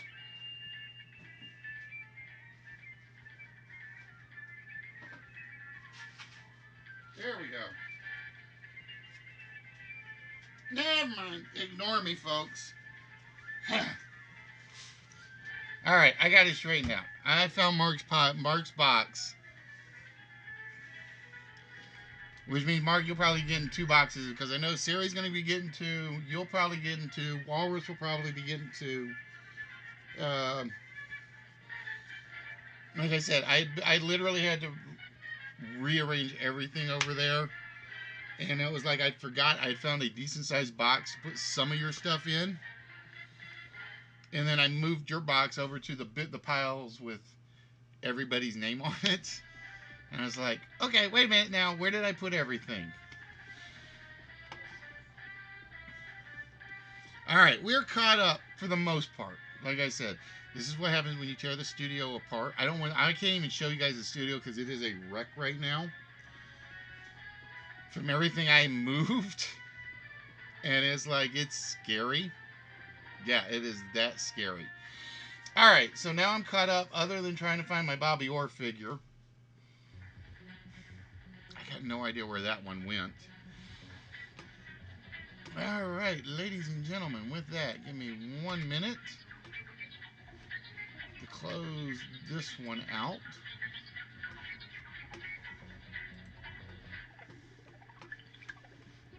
And then we are going to jump over to, or we're going to jump back over to the list.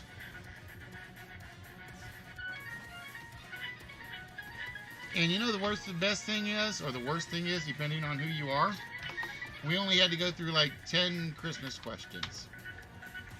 So I got 60 more Christmas questions for next Christmas, if I can use them at the right time. Alright, so with that, ladies and gentlemen, let's see, which one do I want to do?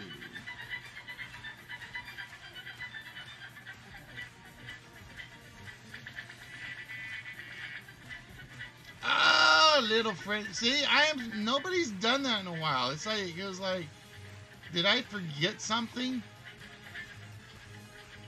Little French lady calling for a dead wheel right there. See that wheel right there? See, I can remember to point the right way now because all I have to do is point everything goes to the right. Other than the chat, which is like right up here. So little French lady calling for the wheel. And we spin the wheel for little French lady.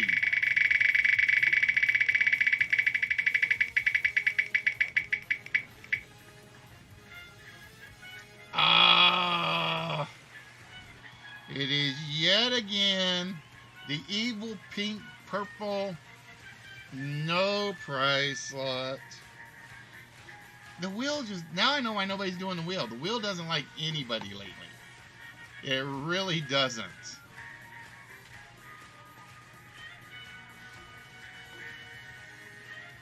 All right, so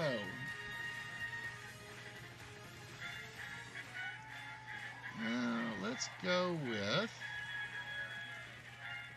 all right, as this is the end of the year and everybody is hoping for the best for 2019.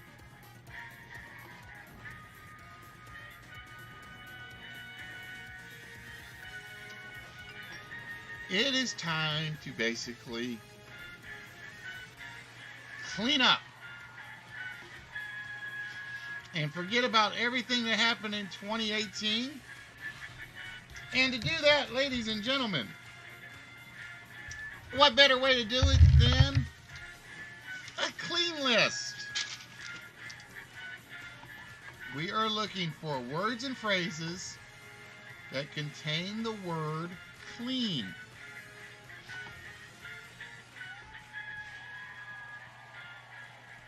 And for those of you that are here, I would like to welcome those of you here to the List Wiz Game Show. We are the only live, interactive.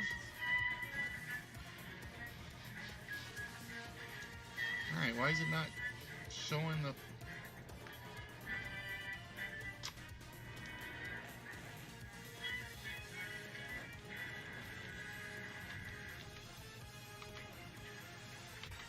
That was weird. It literally jump slides and it shouldn't have.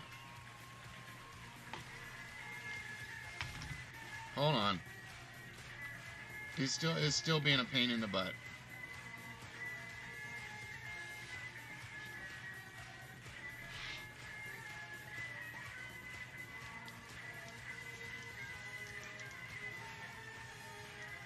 There we go.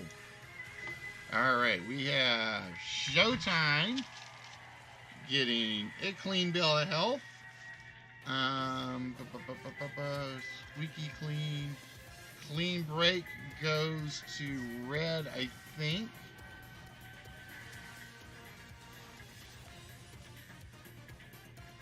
Mrs. Fallen, I believe, got... Or nope, Sea Chicken got clean as a whistle.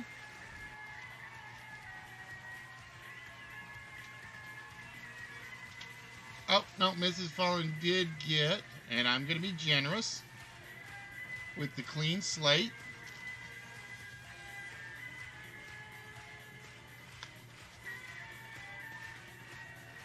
Red beating Showtime to clean your clock.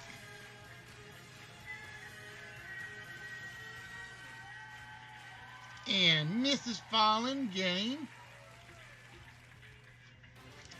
clean your plate.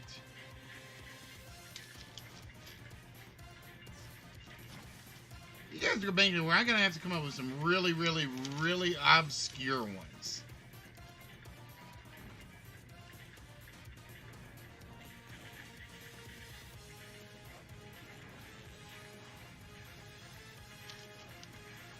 I'm going to have to start coming up with some really obscure ones for you guys.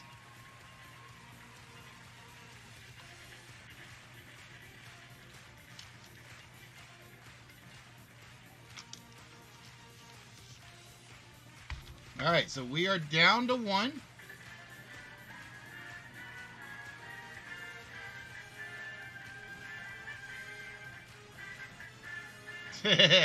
Miss Fallen has kids. Yep. Are they kids or are they monsters? That's the question.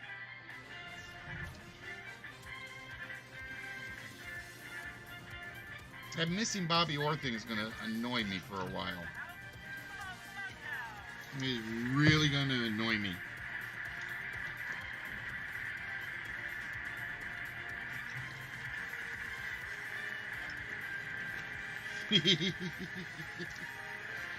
She said it. I didn't. I just asked a question.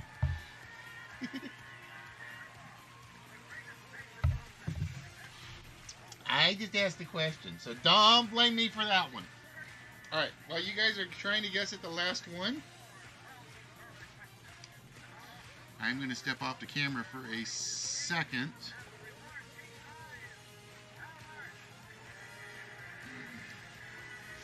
Actually, I got to change.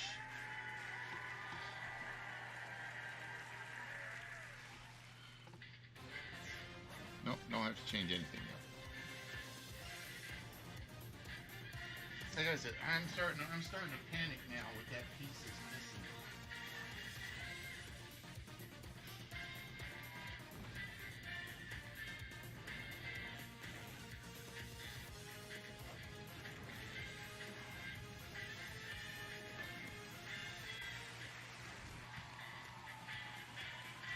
Alright, bear with me guys, I will be right back.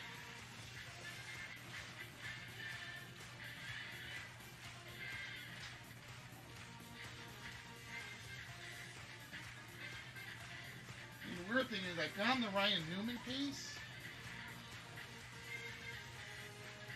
but I have no idea what happened to the Bobby Orr piece. Especially if it was a McFarlane piece. If it was a McFarlane piece, now I'm like, I need to find that one.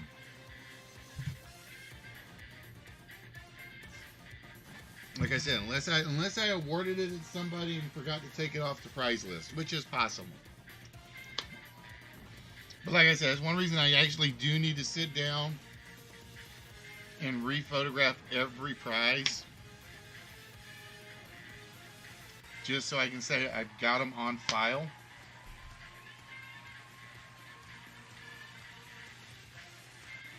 But ladies and gentlemen, sorry about that. We're kind of like in a panic mode trying to find one of our missing prizes. I would like to welcome those of you that are here to Listwits. We are the one, we are the only live interactive game show trivia show in real life stream. Yep, this is my real face right here. In which we basically try to give out prizes each and every episode. We are typically here guaranteed every Saturday. We try to do twice a week.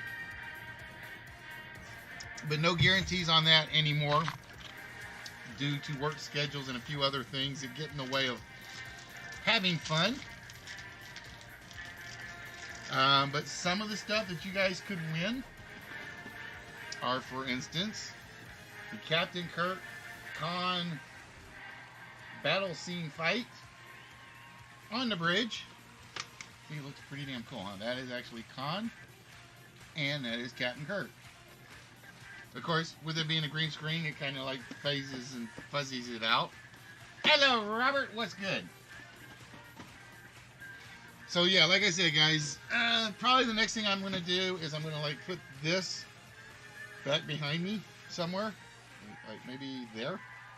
But then I'm in the way of the pictures, so I got to think about this. It does look pretty damn sharp though with the glitter from the green.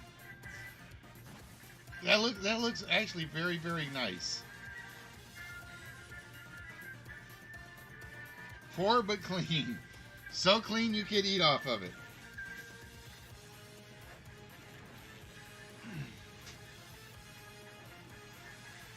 Clean as a hound's tooth. That's because if there's anything on a hound's tooth, he will lick it off and he will make sure it comes off. But yeah, like I said, now this has got me bugged. If you are watching the show and you have won the Robert Orr piece, please someone let me know.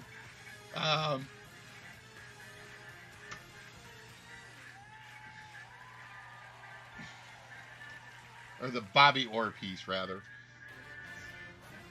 I don't remember giving the Bobby Orr piece away, though. I really don't. But that's the problem when you've given away as much stuff as I have. It's literally you will forget what gets given out.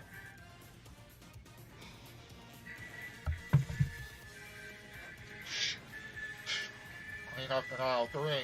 Clean up in aisle three. Mrs. Paul's children were on the loose. Sorry, I couldn't resist. Or no. Clean up in aisle three. Clean up in aisle three. Nobody found a bunch of toys and wanted to see out of the box. Dry clean, you clean up nice, very good ones, but not the one we're looking for. So again, we are looking for one last clean phrase.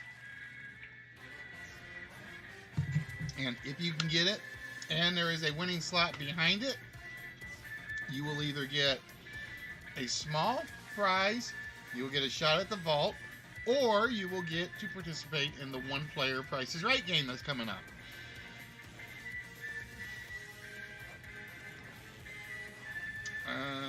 This one will probably be the dice game, because I don't know, probably Danger Price. Oh, that reminds me, show. What was the price tag on shows? Dude, 7. I got to give Show his whammy since he didn't win.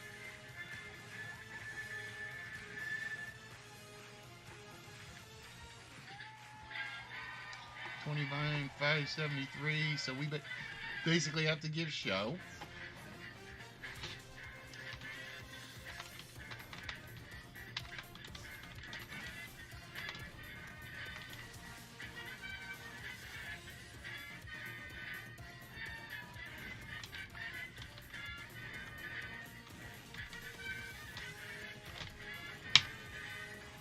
There we go.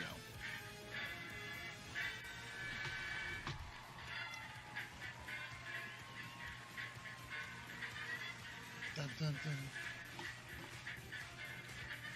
So yeah, about the only thing left that I can think of graphically I have to do for the show is I got to fix the graphics for the sponsored by thing, and come up with something for the background for me. Like I said, I'm leaning towards Walrus's metal sign, since it's no longer going to be up there on what the shelves that are no longer there.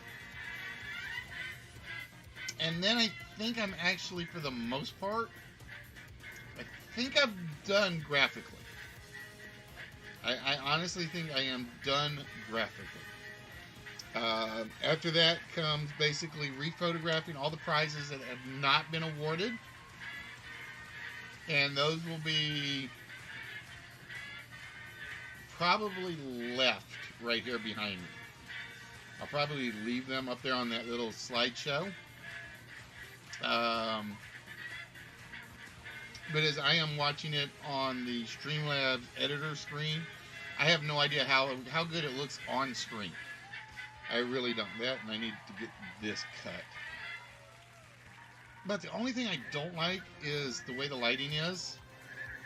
Hello, Nerdy. How you doing, my friend? What's good? So yeah, I think I am down to that, and that's it. I really do. And then I think graphically, the show is completely set, which is amazing, because this show has never been graphically set for a year and a half. Oh my God, for a year and a half. I have never been satisfied by the layout until now. It is one of those cases where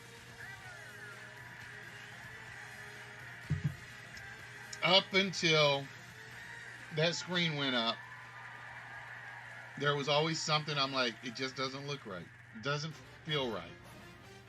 Now it feels right. About the only change that I will probably make is I may move the camera a little farther back. And once I move the camera back, then I'm going to like put something in front of me for like a podium. But we'll see. Honestly, Robert, he's not playing. He's on IR for the rest of the, or he's inactive for the rest of the season. And we're probably not playing starters tomorrow anyway. They may keep Drew in for like one or two drives to get that 8 yards. Yep. And this is Fallen finishing it off with a clean getaway. It's a clean getaway for Mrs. Fallen. So let's see what we got. We got the first half of the list is all Fallen in red. The second half of the list is actually all show and sea chicken. I am not kidding. It's literally 1, 2, and 3 are Fallens. 4 and 5 are reds. 6, 8, and 10 are shows. 7 and 9 are sea chickens. So, with that, ladies and gentlemen, that means somebody will be getting a shot at the vault. Somebody will be getting a shot at the one-player game. And somebody will be getting the... No, like I said, it's got the desk. I'm thinking I'm going to move the camera. I think I'm going to move the camera, actually. I kind of like it, but I kind of don't. I kind of like it, I kind of don't, because it's like everybody's like, you're too far back from the camera when I had it in the small corner. And then it was too close, and see, and then Bubbles kind of likes it, because then she'll come down with the little stuffed animals and play with them, like, on camera. So we'll see.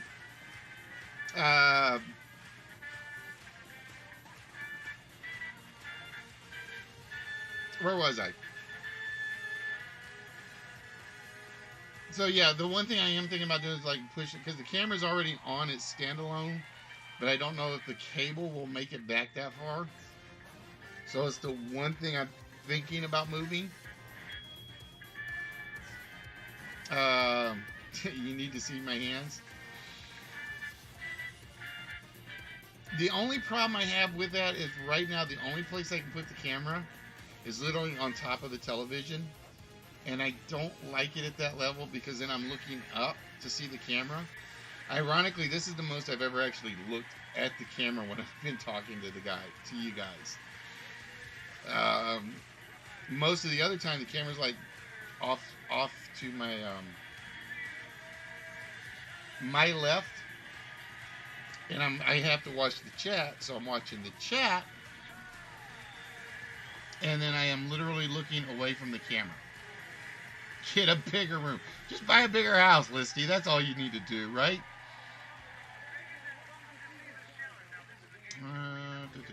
That is not the right word. I think I missed a word or two. Nope, I definitely did not miss a word or two. And like I said, there's been a few tweaks today. For whatever reason, my system is not making all the sound effects it should be making, particularly on the slideshows, and I don't know why. So I'm actually not hearing it when the slideshows actually change. All right, so with that, ladies and gentlemen,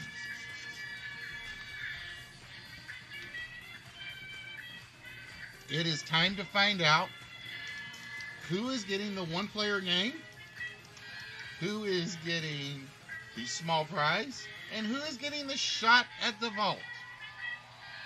And you guys pretty much cleaned up the list. It was almost a clean sweep, but not quite. But you guys did clean my clock on this one, because you guys had about 6 of them before I was even ready. And fine. Well, we already know that, Walrus. We already know that. As basically everybody on the channel is naughty. If you're not on the channel, you're nice. Except maybe little French lady. We might call her nice.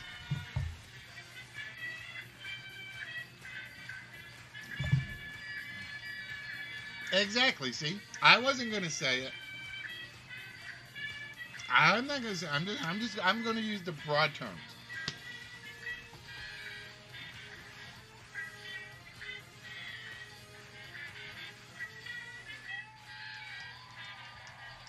Oh, and Sea Chicken getting the small for this game. So Sea Chicken will be getting the small. And let's see what that means for everybody else.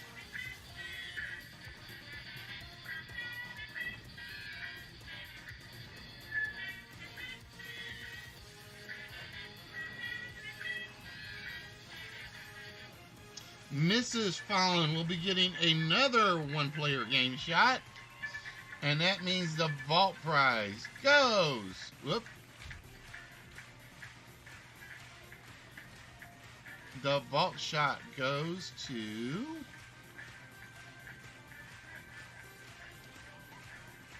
Mr. Kosugi. No, Red is not on the nice list. Red's already told me he does not belong on the nice list.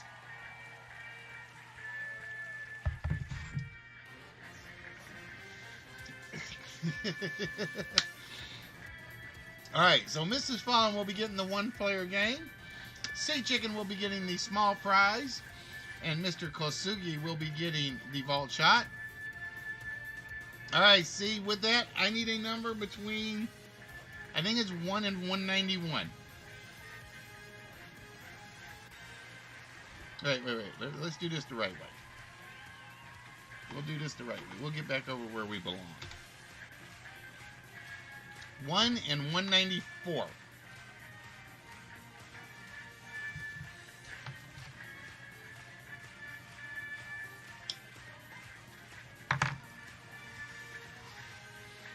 What I think, because like I said, I've got the bendable metal camera mount, but it only goes back so far. And so if I go back too far, it kind of like shows part of the ceiling that I don't want it actually showing. Because my basement has never been finished. Never, ever, never, ever, never. And it probably never will be. Oh! Sea Chicken getting the reading material. And he will be getting... come on, open up. I gotta find the right one now.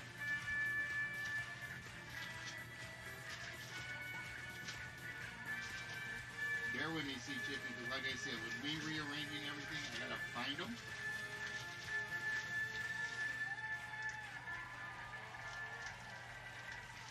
I think this is it. Let me look.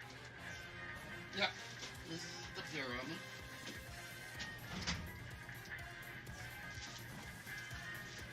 So, Sea Chicken getting the reading material. This is older than all of us. That's how old this is. He will be getting the 19... And this is my favorite picture. I love this magazine picture right there. There we go. The Scared Monster. That is actually from 1959. This is not a reprint. This is the actual magazine. And then this one is from 1949. 1949.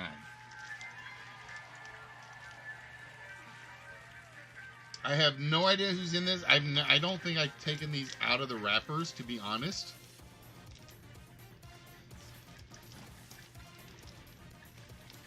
But those will be going to Sea Chicken. So with that C, we are going to mark those off. 1 second.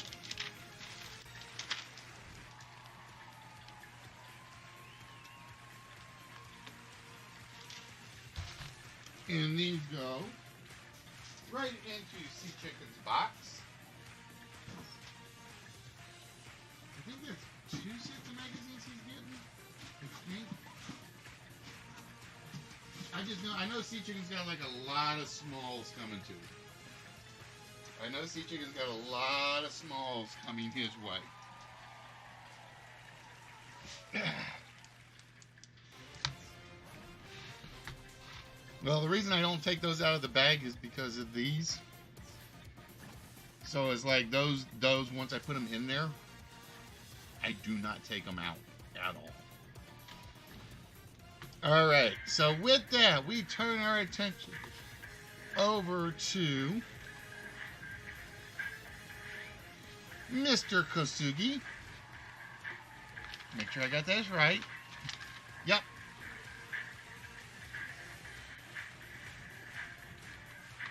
All right, Mr. Kosugi. With that, my friend, we need you to pick one row that we are going to remove the incorrect number from.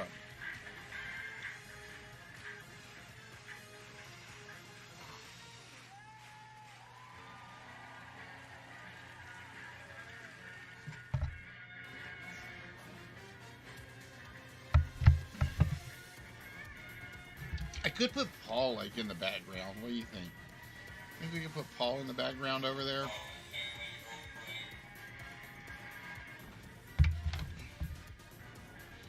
All right, show says let's get rid of one out of row number 4. I think we can do that for you, show.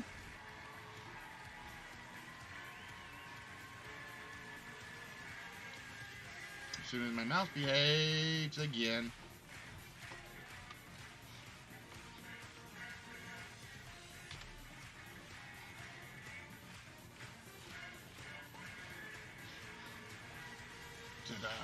Come on, mouse. And with that, show, we are getting rid of the 7. Cheese my cherry pie.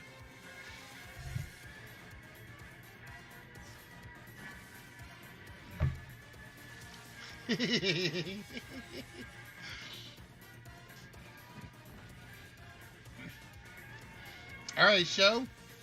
What 4-digit number do you think is opening the vault?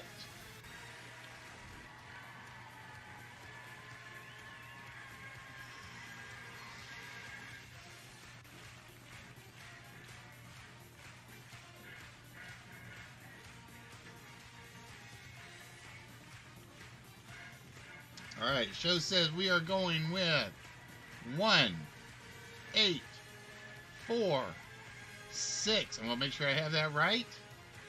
Yep, you made me sing. The dogs are going to start howling. We locked that into the computer for show.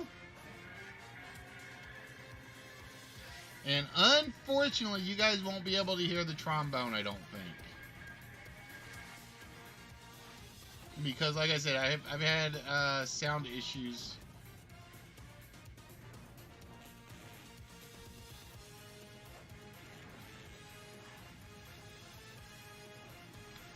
So I've got to actually fix my sound effects. Hold on. Sound.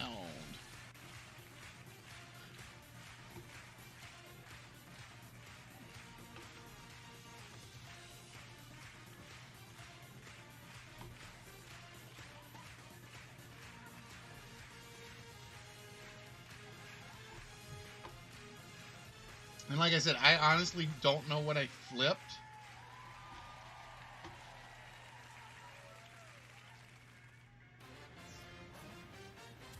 So I've actually got to go in and find it. Trombone issues, there's a blue pill for that.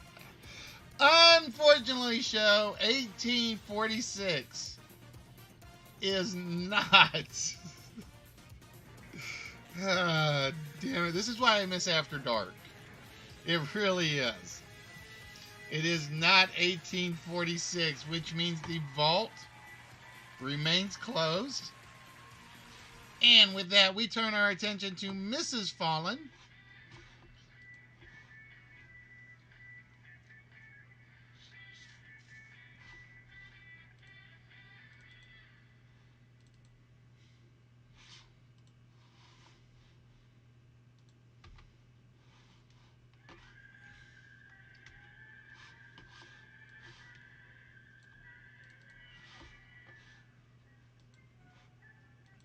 And Mrs. Fallen will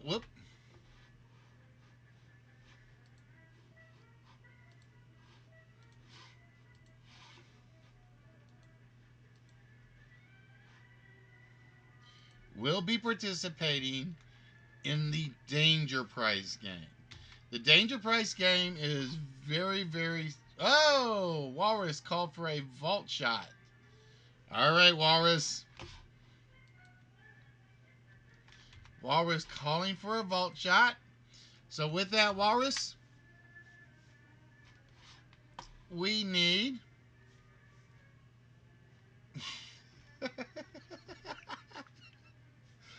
I don't need a no. Talk to where's that knucklehead guy? He's somewhere in there somewhere.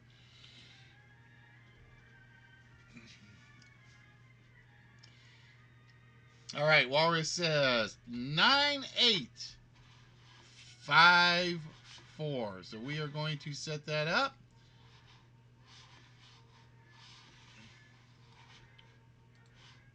9854 for Walrus.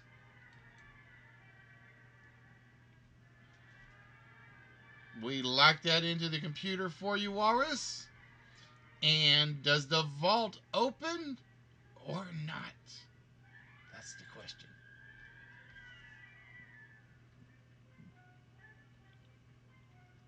Oh, it does not open. 9850. You like to watch the Boner Pills show? We're already we're already losing it. We're losing it tonight, folks. We are losing it. No trombone. No. You know the rule: technical difficulty voids all wins. So you don't want to ever say that, Walrus.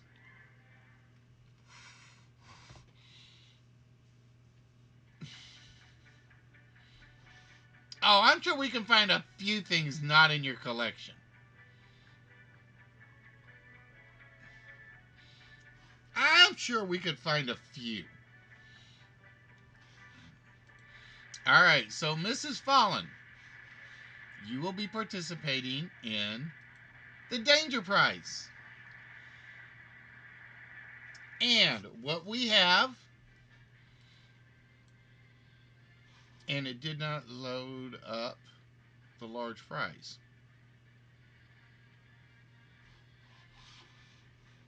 Did not load up the large prize this time. Strange. That is very strange. I'll have to look at that. That third one's supposed to be the large one. So what we'll end up doing is we will probably pick a large one. Oh, no. Okay, this is one. I know what this is. The danger price is basically you can win 2 smalls.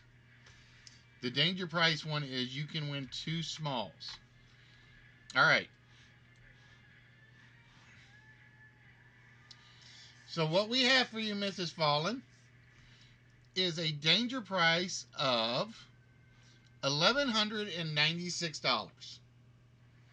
We have 4 items on the board that have a mystery value. All you have to do is pick the one of the 4. You have to pick the 3 of the 4 items that do not have a price tag of $11.96. First, we have The Nikon Laser Force Rangefinder Binoculars. Combine Nikon binocular performance with the extreme speed and ranging technology of a 1900-yard laser rangefinder, and you have Laser Force, Nikon's 10 by 42 rangefinder binoculars. Quite simply, the single optic solution for serious hunters who depend on both their binocular for picking out distant animals and their rangefinder for getting the exact distance before taking the shot. Then we have the Raven R20 Crossbow Package Gunmetal Gray, pre-tuned, fully assembled. This compact design has a velocity of 430 feet per second with rifle-like accuracy. It is a can't miss regardless of the price. Then we have American Natural 2 Pheasant Animal Statues. Animal Natural Resources has been providing top quality workmanship to sports enthusiasts since 1937.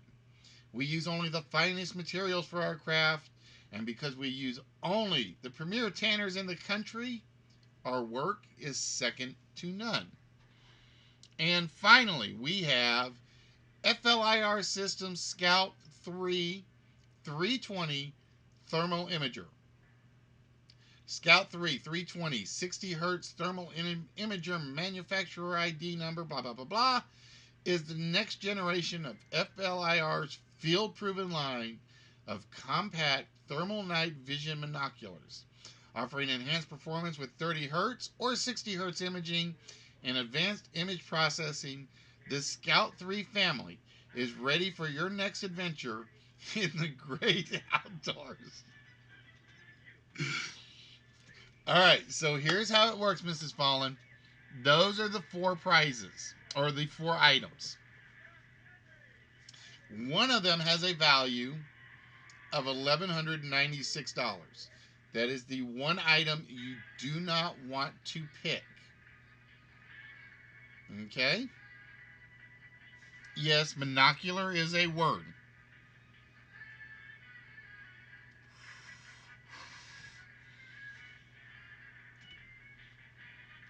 So, Mrs. Fallen, we have the binoculars. We have the crossbow. We have the taxidermy pheasants. And we have the night vision imager. Which of these does not cost $1,196? If you get it right, I'm giving you 25 whammies right now.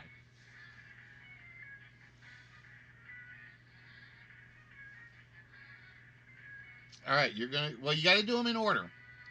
So we're going to do crossbow, taxidermy, and imager in that order. And the reason I say that I have to do them in order is because the first one will get you 25 whammies. The second one will get you the Garfield mug. The third one will get you the double magazines. So I'm going to make sure we got them in the right order.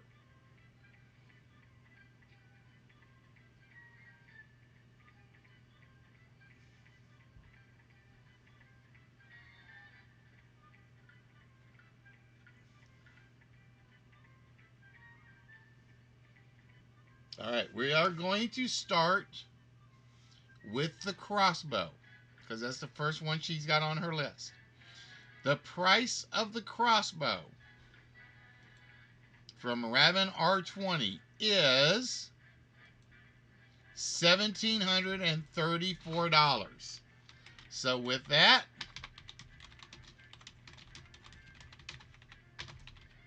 Mrs. Fallen gets 25 whammies added to her total. The second item she picked was the taxidermy statues. The two pheasant animal statues is worth $1,012, which means Mrs. Fallen will be getting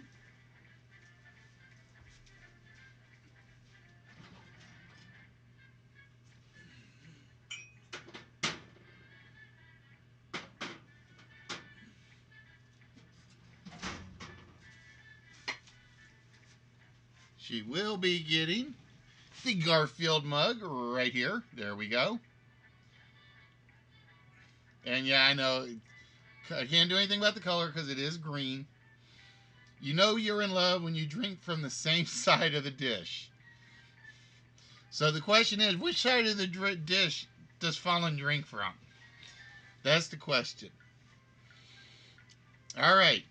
And the third and final that Mrs. Fallen will be playing for is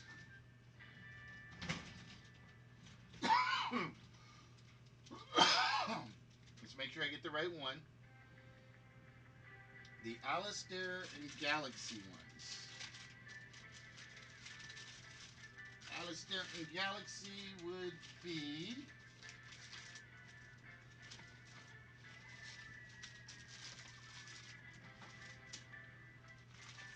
I don't know which one that would be because it's not written as such. We'll just pick up here. We will go with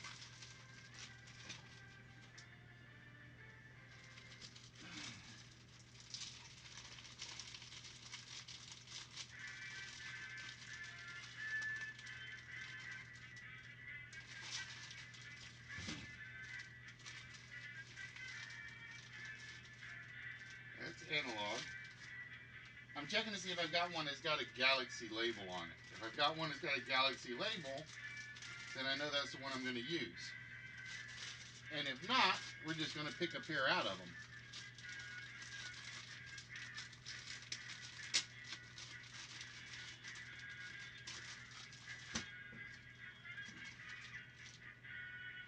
Analog. That is analog.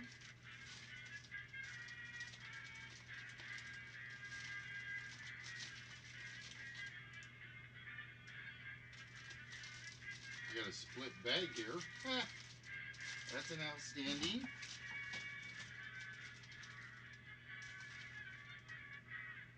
That's an outstanding. And like I said, this is where I've got to actually go through and reorganize. So what we're going to do is we're just going to take the top one. I got no clue.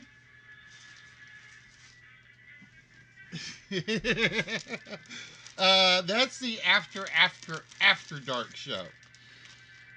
And this is from, so if the Imager is not 1196, this will be the 19th.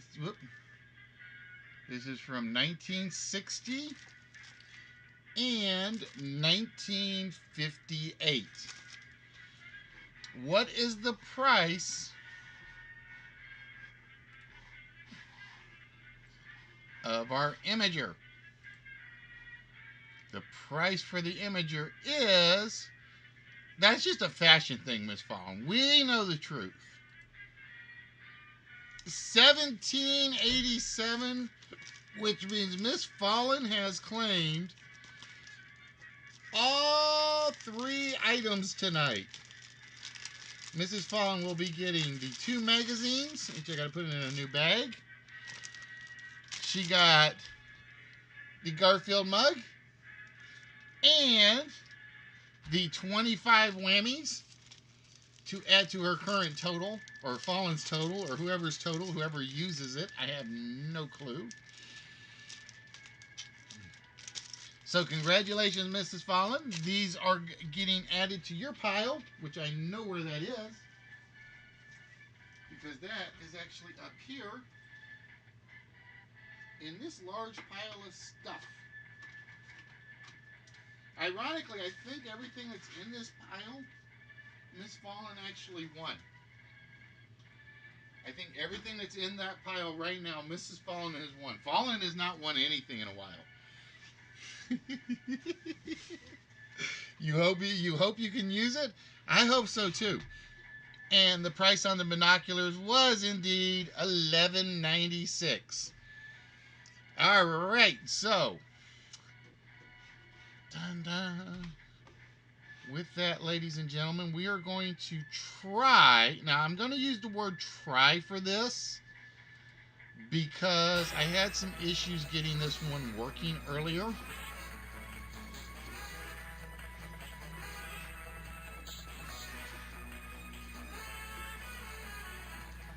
And it does take a minute or two for me to actually set this up. So bear with me. Ah, ear itch, ear itch.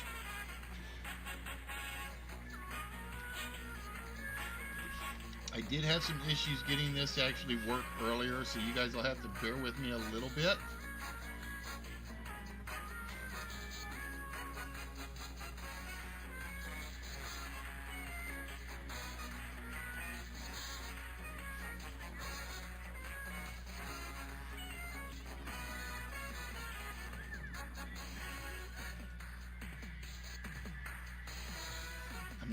If this bugs out, I'm going to apologize beforehand.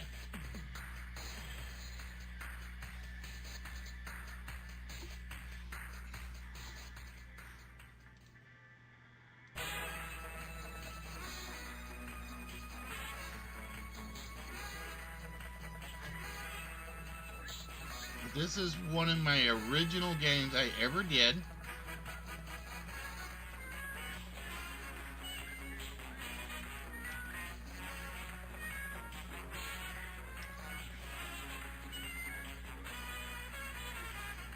You know, the scary part is I am not paying attention to the four-letter word, and I need to be.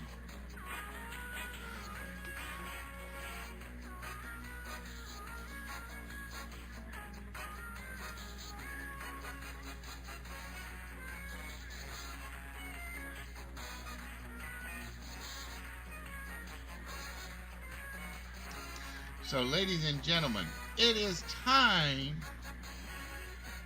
for the game of wordplay, anagrams, double definitions, and cryptic clues. It is the game of Scrabble.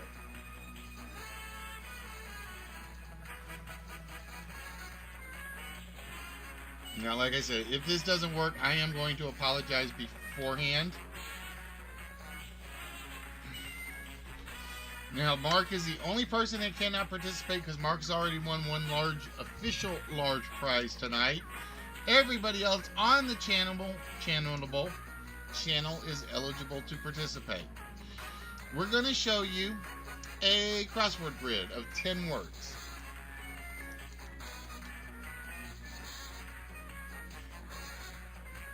You've never played Monopoly or Scrabble. Yeah, that might make you an American. I'm not sure. That might make you an American. Okay? What this is going to be is somebody will choose the first clue off the board. Damn, my ear is itching like crazy now. Then we're going to show you a cryptic clue to the word puzzle. After about 15 seconds, give or take, I will start the timer. About every 9.5 seconds after I start the timer, one block will come off revealing a single letter in the word. Okay? You will score points based on the number of uncovered blocks. Now, I'm going to warn you, cryptic clues are not always easy. So you got to think word plays, anagrams. If you are a fan of like the London Times crossword puzzles, you'll be all right in this. All right. So here are the 10 words on the board. With that, I am going to let Mrs. Fallen choose which of the 10 words she would like to have us reveal first. Now, I will tell you, the one thing I did change was they are not in order. Or they may not be in order. They may be scrambled up. So if you pick word 8, that may not be 8 down. That could be 6 across. So you have been warned a little bit. like I said, I've got to do some more cleanup on this. So this is a post-successful beta test, so to speak. All right, Ms. Pollen says we are going to start with word number 4.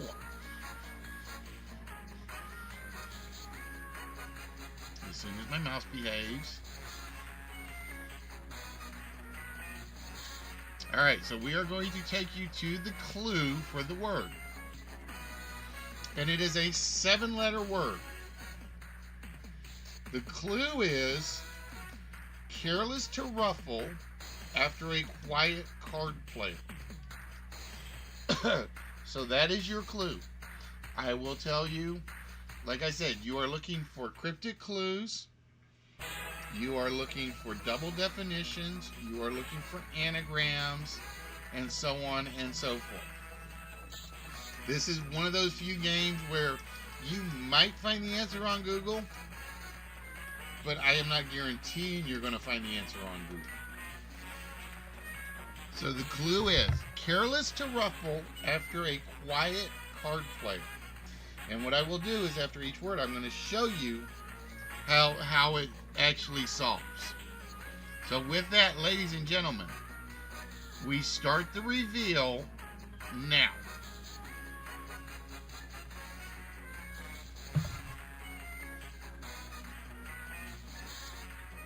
Careless to ruffle after a quiet card player.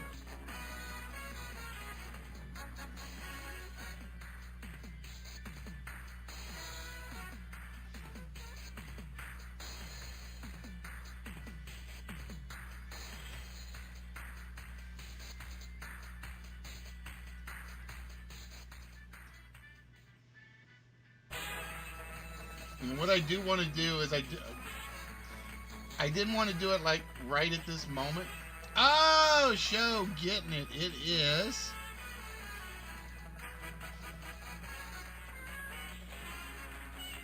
oh, get back over there. Alright, why is it not revealing? Ah, damn it. It worked in the debug. It is indeed a shuffler. But I gotta figure out why my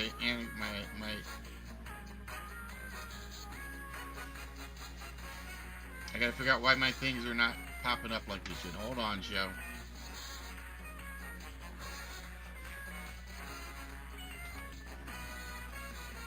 Oh, I know why they're not. Damn it. Because I think all my freaking animations disappeared.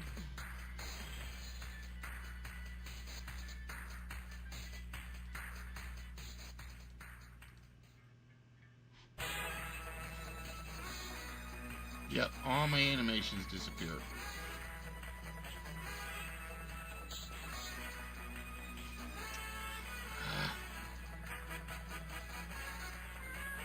I can't do this game. Damn it, that sucks. You know what it was? I had it running and I think I did not save it. I didn't save it, so I can't use it. Ah, crud. That was not my plan. That was definitely not my plan. That was my fallback program. Because I didn't have anything else really lined up. Because I spent most of the day working on that.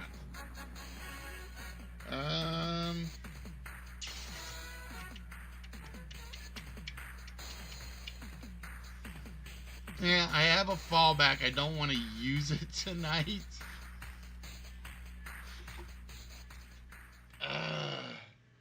No. Technical difficulties void all wins show. Read the bottom of any slot machine.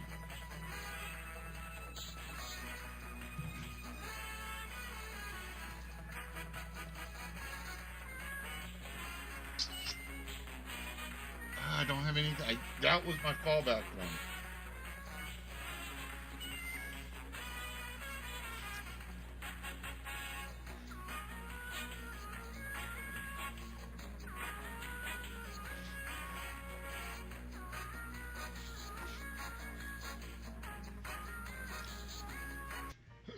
because I was trying to do all open tonight because I've been doing a bunch of closed ones.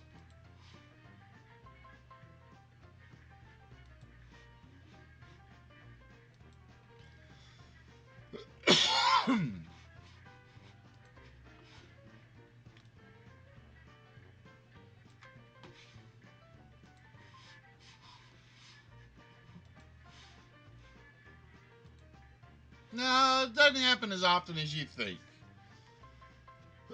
It does not happen as often as you would think it does.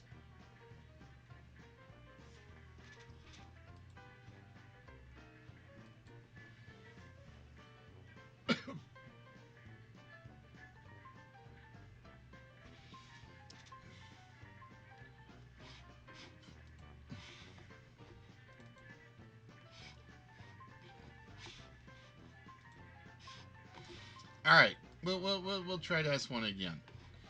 We'll try bullseye and see what happens. Even though I don't have this, because I do want to set up the scoreboard on this one, but I haven't gotten around to doing that. All right, so we have 8 categories. We have basketball, love and marriage, totally square, insects, Mary Mary, fruits, saints, and BO. And you can take whatever you think out of that one. So what we're going to do is we are basically going to play a open game of bullseye. If you are on the channel, like I said, with the exception of Mark, you cannot participate. I am going to start a timer on this one because this game can take a while. So we are going to put a 30-minute timer on this.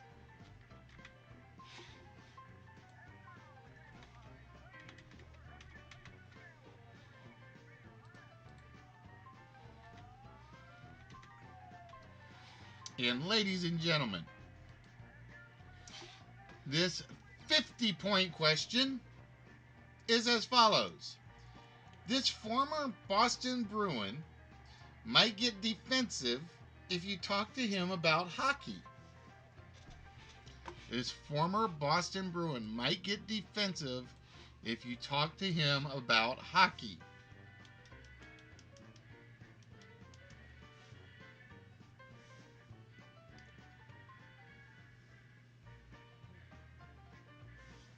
It is Bobby Orr. So show on the board with 50.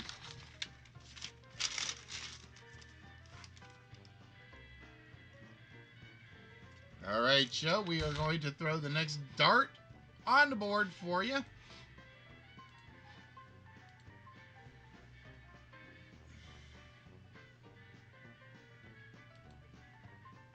And why am I having so many problems today? There we go. In the 9th century, he was the last married man allowed to hold the position of Pope. In the 9th century, he was the last married man allowed to hold the position of Pope. And ladies and gentlemen, for those of you that are joining us, welcome to Listwitch. We are the one, we are the only live interactive trivia, wordplay, word game, puzzle show anywhere on Twitch that doesn't use those fallbacks of PlayStation 1 games or Nintendo games or Jackbox games. Everything we do, we pull from trivia files. Pardon me, folks. And this is the only show where you guys actually win physical prizes. So far today, we have given away 2 sets of 1950s magazines. We have given away a Pink Floyd shot glass set. And we gave away a Garfield cup.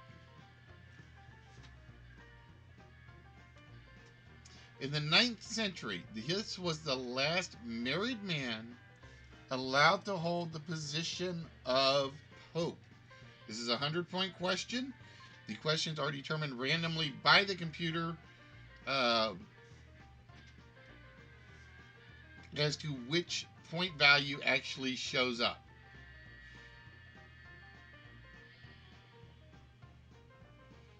So we are looking for the last married man that was allowed to hold the position of. uh, no, no, no, no, no, no. We were never close to giving away an RV. That was just our. Uh, what's the word I'm looking for? That was our placeholder prize, or our placeholder prize slot. Like I said, I do want to find the Bobby Orr figure. That much I do know. Pope Francis. I don't think he was ever married. Plus, I don't think he was around the 9th century, my dear. Like I said, that's got me worried that Bobby Orr figure is missing. Because I do not remember giving that one away yet.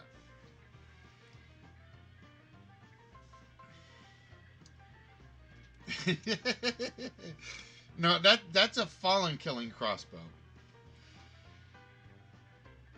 In the 9th century, he was the last married man allowed to hold the position of pope.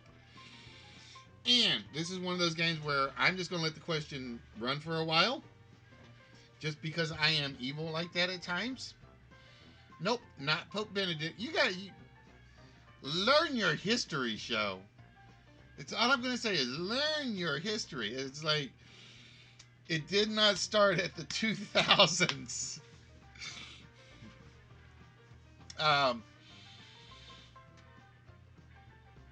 But yeah, like I said, this got me worried because I do not remember giving away the Bobby Orr figure. And it used to be before I like pretty much put that screen up.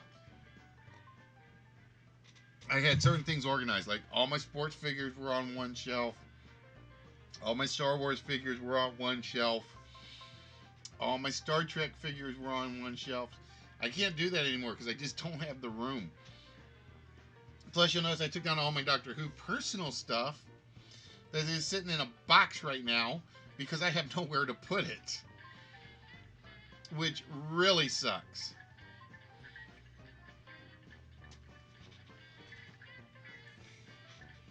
I need more bookshelves. That's my problem. I need more bookshelves. More bookshelves and tables. And the scary part is I'm afraid to put a table up because I might have to take it back down. Because in case I've got to go under the foundation for the pipe stuff. Which I hope not. But you never know.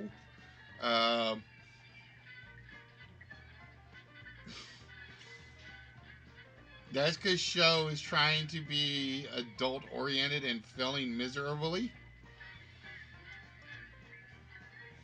He is failing horribly. Alright, no guess on that one. It was Adrian the Second. So with that, ladies and gentlemen, we throw the next dart on the board. Sisters Pam and Paula McGee led this school to 2 consecutive NCAA championships in this sport. Sisters Pam and Paula McGee led this school to 2 consecutive NCAA championships in basketball.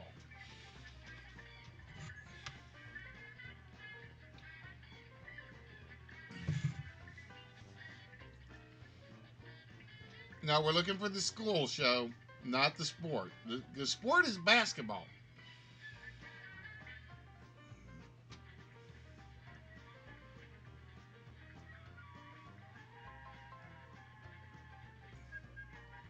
Sisters Pam and Paula McGee led this school to 2 consecutive NCAA championships in this sport of basketball.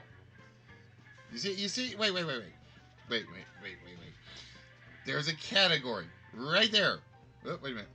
That says basketball. So basketball has to be the sport. Ah! So we are looking for the school that they led to 2 consecutive NCAA championships. I'm almost ready to call technical difficulties on this one, just because of you two.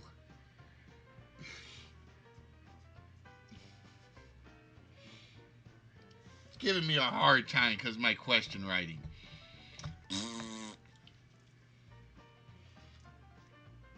Hey, poet, what's good, my friend?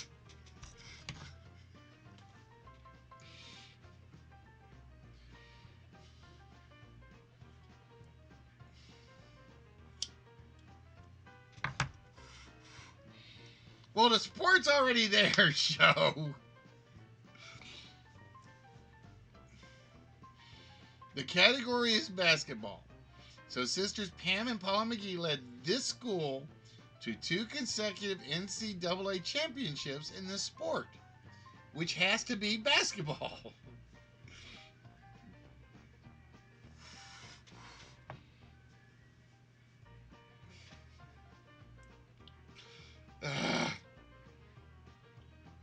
So I figure tomorrow I'll probably video game stream. I just don't know what I want to play.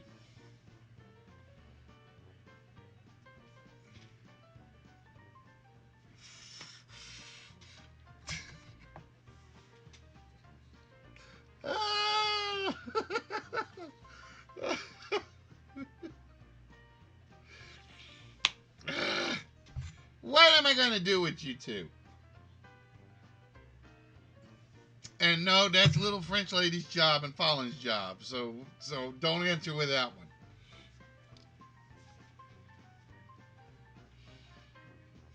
You guys got me thinking I need to do an after dark on weekends again. Like on Saturday nights after I do the game show, just go turn on the PlayStation and just see what kind of trouble you two can cause.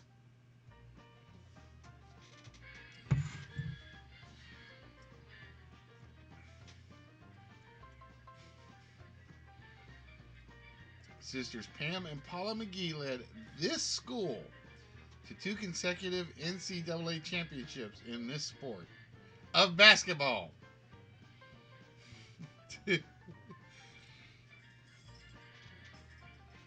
Oh, I know, but you know what I mean by after dark.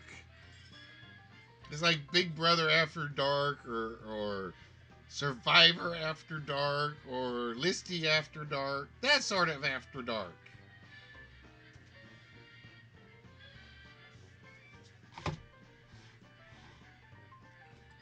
The school was USC, or the University of Southern California. All right, ladies and gentlemen, with that, we throw the next dart at the board. Oh, and we have a bullseye.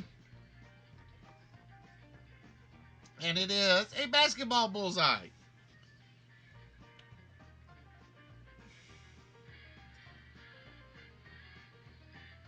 And let me go look.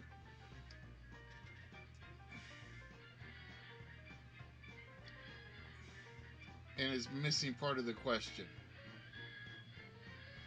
Hold on.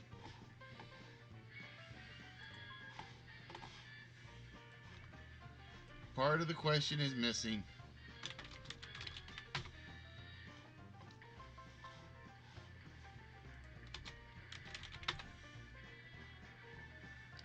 Okay. Sidney Poitier. That's what it's supposed to say. It's supposed to be the whole thing. I don't know why it's not there. Oscar winner Sidney Poitier starred in the film Go Man Go about this basketball team. Oscar winner Sidney Poitier starred in the film Go Man Go about this basketball team. Nope, not the Boston Celtics, not the Bosnian Olympic team.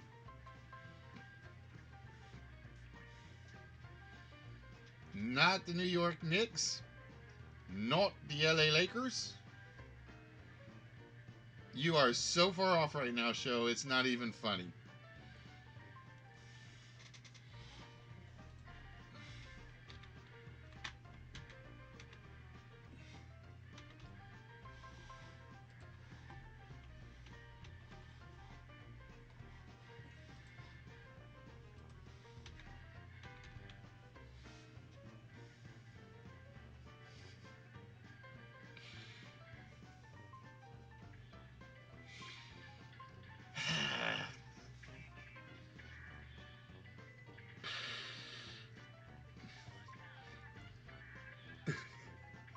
I so want to ask if Fallen is there.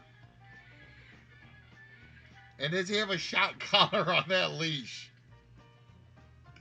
No, you're locked out, Mark, because you won one of the large ones already. You're the only one that cannot participate in this game.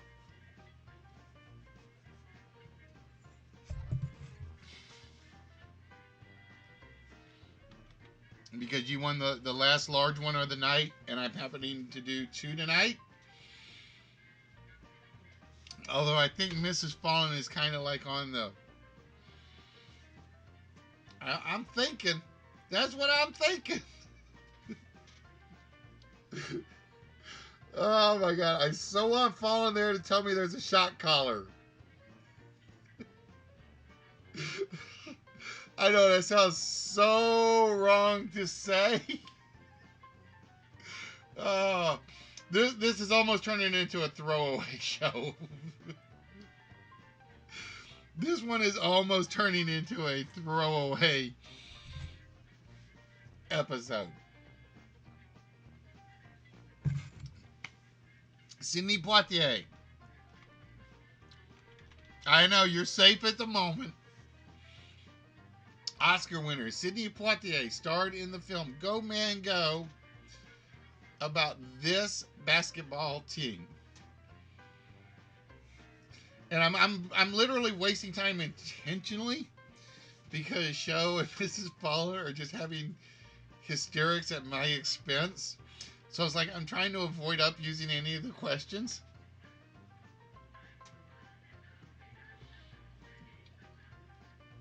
I'm trying not to laugh. I'm trying not to break down in tears is what I'm trying not to do.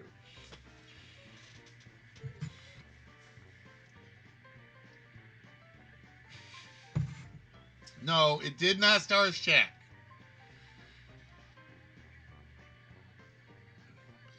Oscar winner Sidney Poitier starred in the film Go Man Go about no, it's not crying, it's tears of laughter.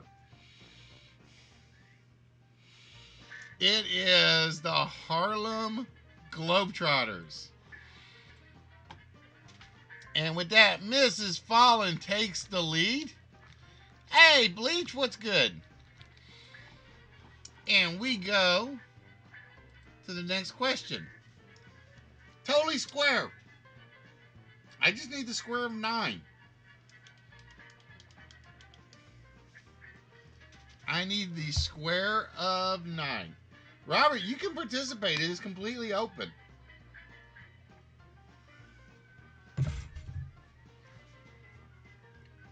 Nope, not 3. We need the square of 9. That's all right. I think Show and Mrs. Fallen are as well.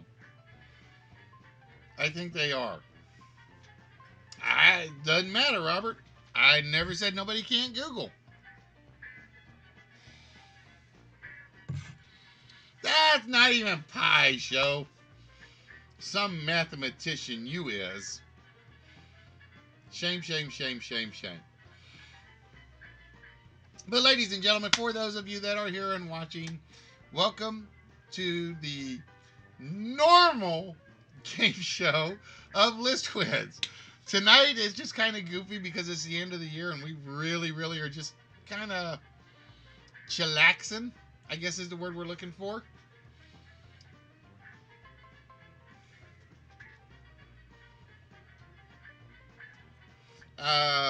But we are still giving away stuff. I will tell you that. Every game we do, we give away something. And with the silliness that is going on, this may be your best opportunity.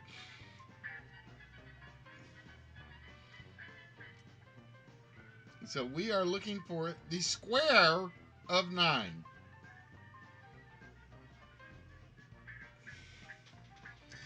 Besides which, Bleach, I've been drinking brandy and grape juice all night. It's called expensive, not wine. Nope, not 36, not -3.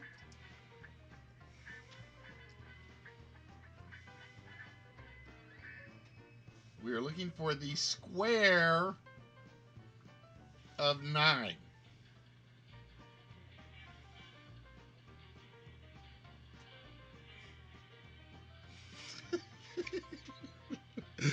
See, that's a nerdy line, Mrs. Fallen. You're not supposed to use a nerdy line.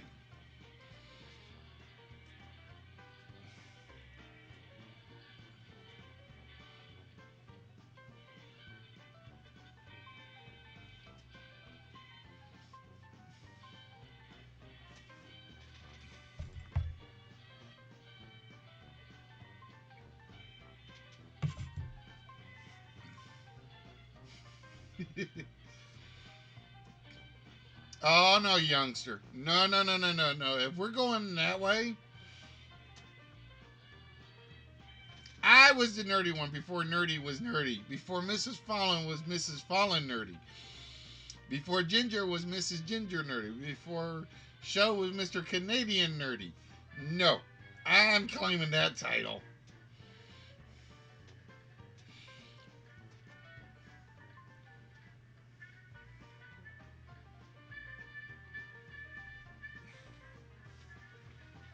Let's see something real quick.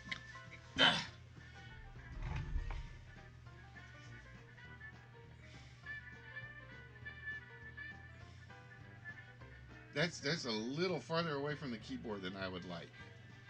Actually, it's a lot farther away from the keyboard than I would like. So you may just be stuck with me like at this position. It is 81. The square of something is the number times the number, which makes it the square of. Wait, no, you're not that young, Show. If you were born this century, okay, now think about this. If you were born this century, we have to arrest little French lady for child molestation.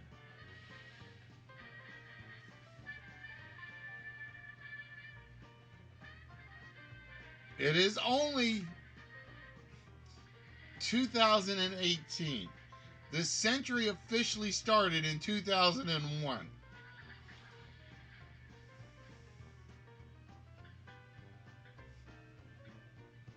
Which means you can be no older than 17 years of age. Although I guess in Canada that might not count.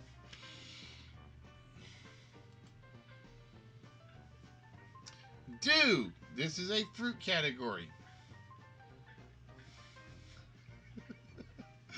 Due to contaminations of crops from Northwest states, growers of this small fruit had a bad November in 1959. Exactly, Mrs. Fallen. That's what I was thinking. The moment he said that, it's like,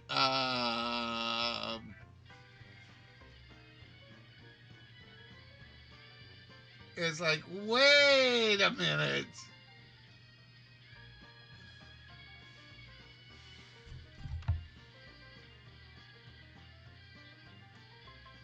Nope, not apples, not raspberries, not plums, not blueberries. Uh, that was so much of a little French lady. You better get in here and like get you not to get you in trouble. That's all I can say.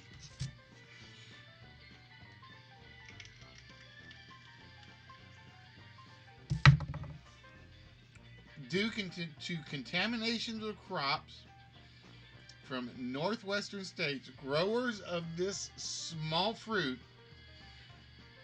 had a bad November in 1959.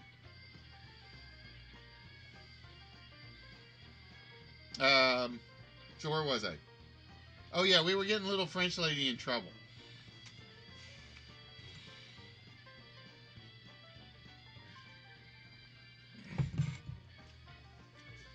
We were getting Little French Lady in trouble because of something the show said about being born this century.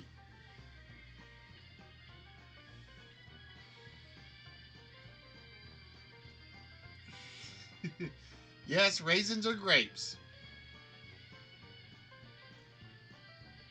Think very, very, very small fruit. Think. Well, I can't use this because the bottle's in the fridge. Think alcohol mixer.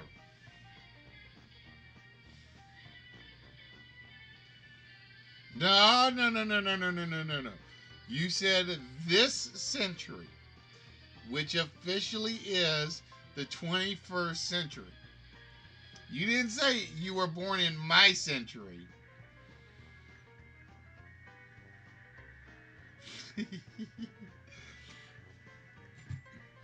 No, no, no, no, show. No.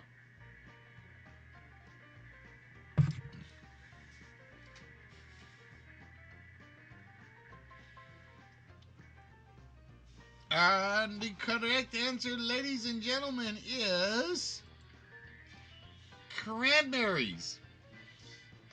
Basically, the cranberry crop in America pretty much nearly got wiped out in 1959. BO question.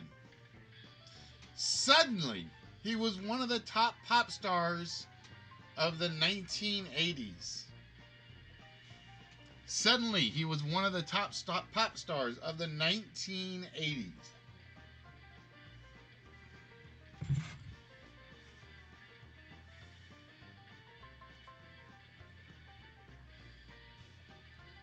And if you know Singing Gamer, you probably should know who this one is. Nope, not Bobby Osborne.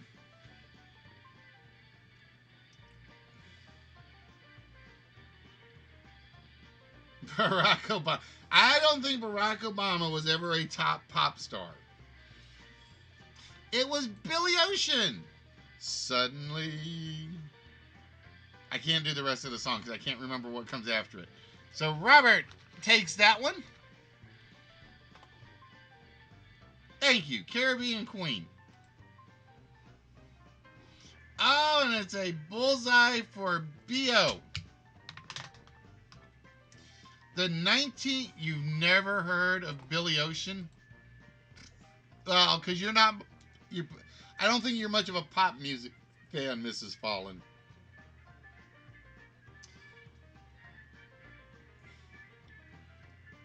The 1959 film that won the Oscar for Best Foreign Film was this B.O. film.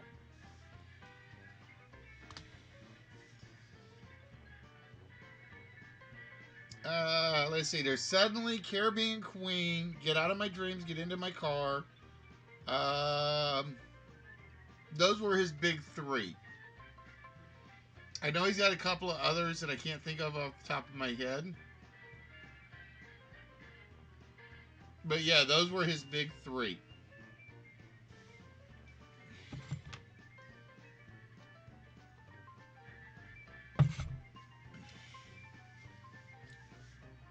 I want to say there was one more really big one for him.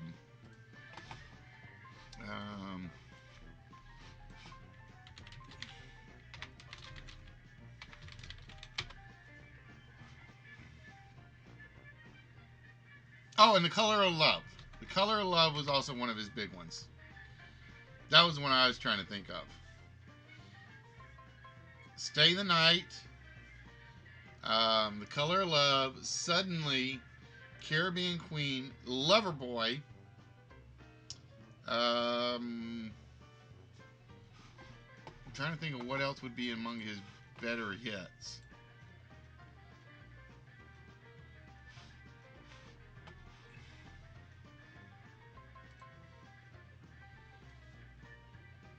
And Stay the Night.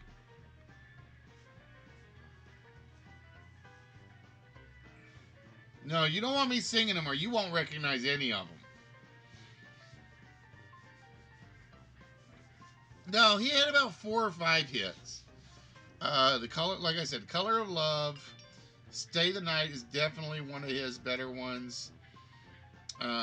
Suddenly, Caribbean Queen, Loverboy. I mean, he didn't have a lot of hits, but he had a few.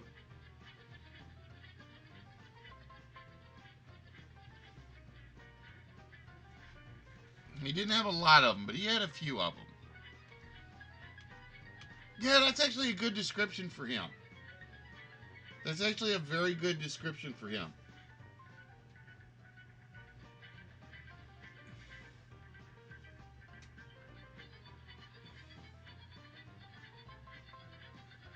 Um,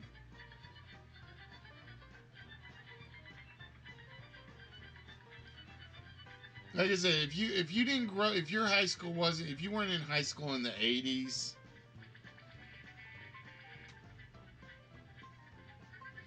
he's one of those singers like you'd recognize the song when it played, but you wouldn't know him otherwise. The 1959 film that won the Oscar for Best Foreign Film.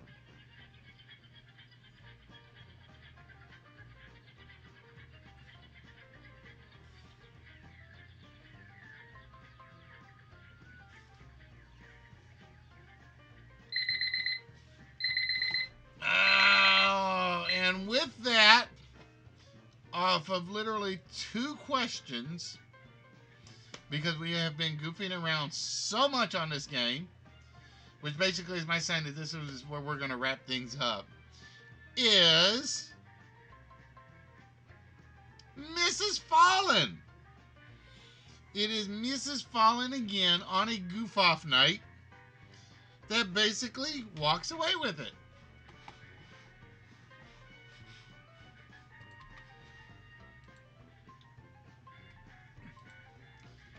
So with that, Mrs. Fallen,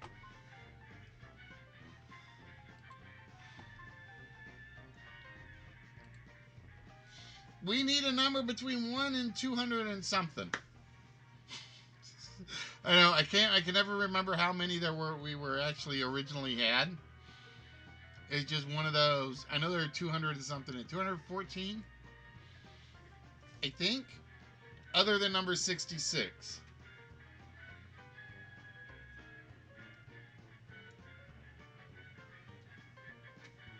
Ooh, pardon me, folks. I did not mean to do that on camera.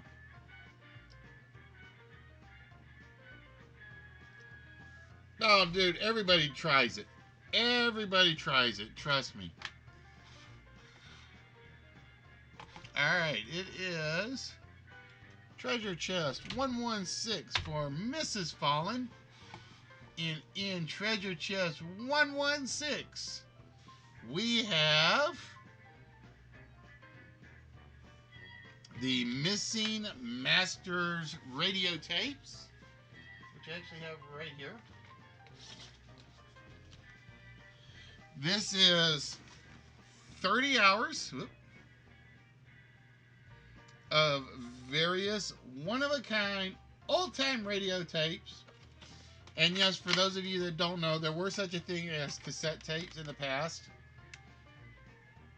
There we go.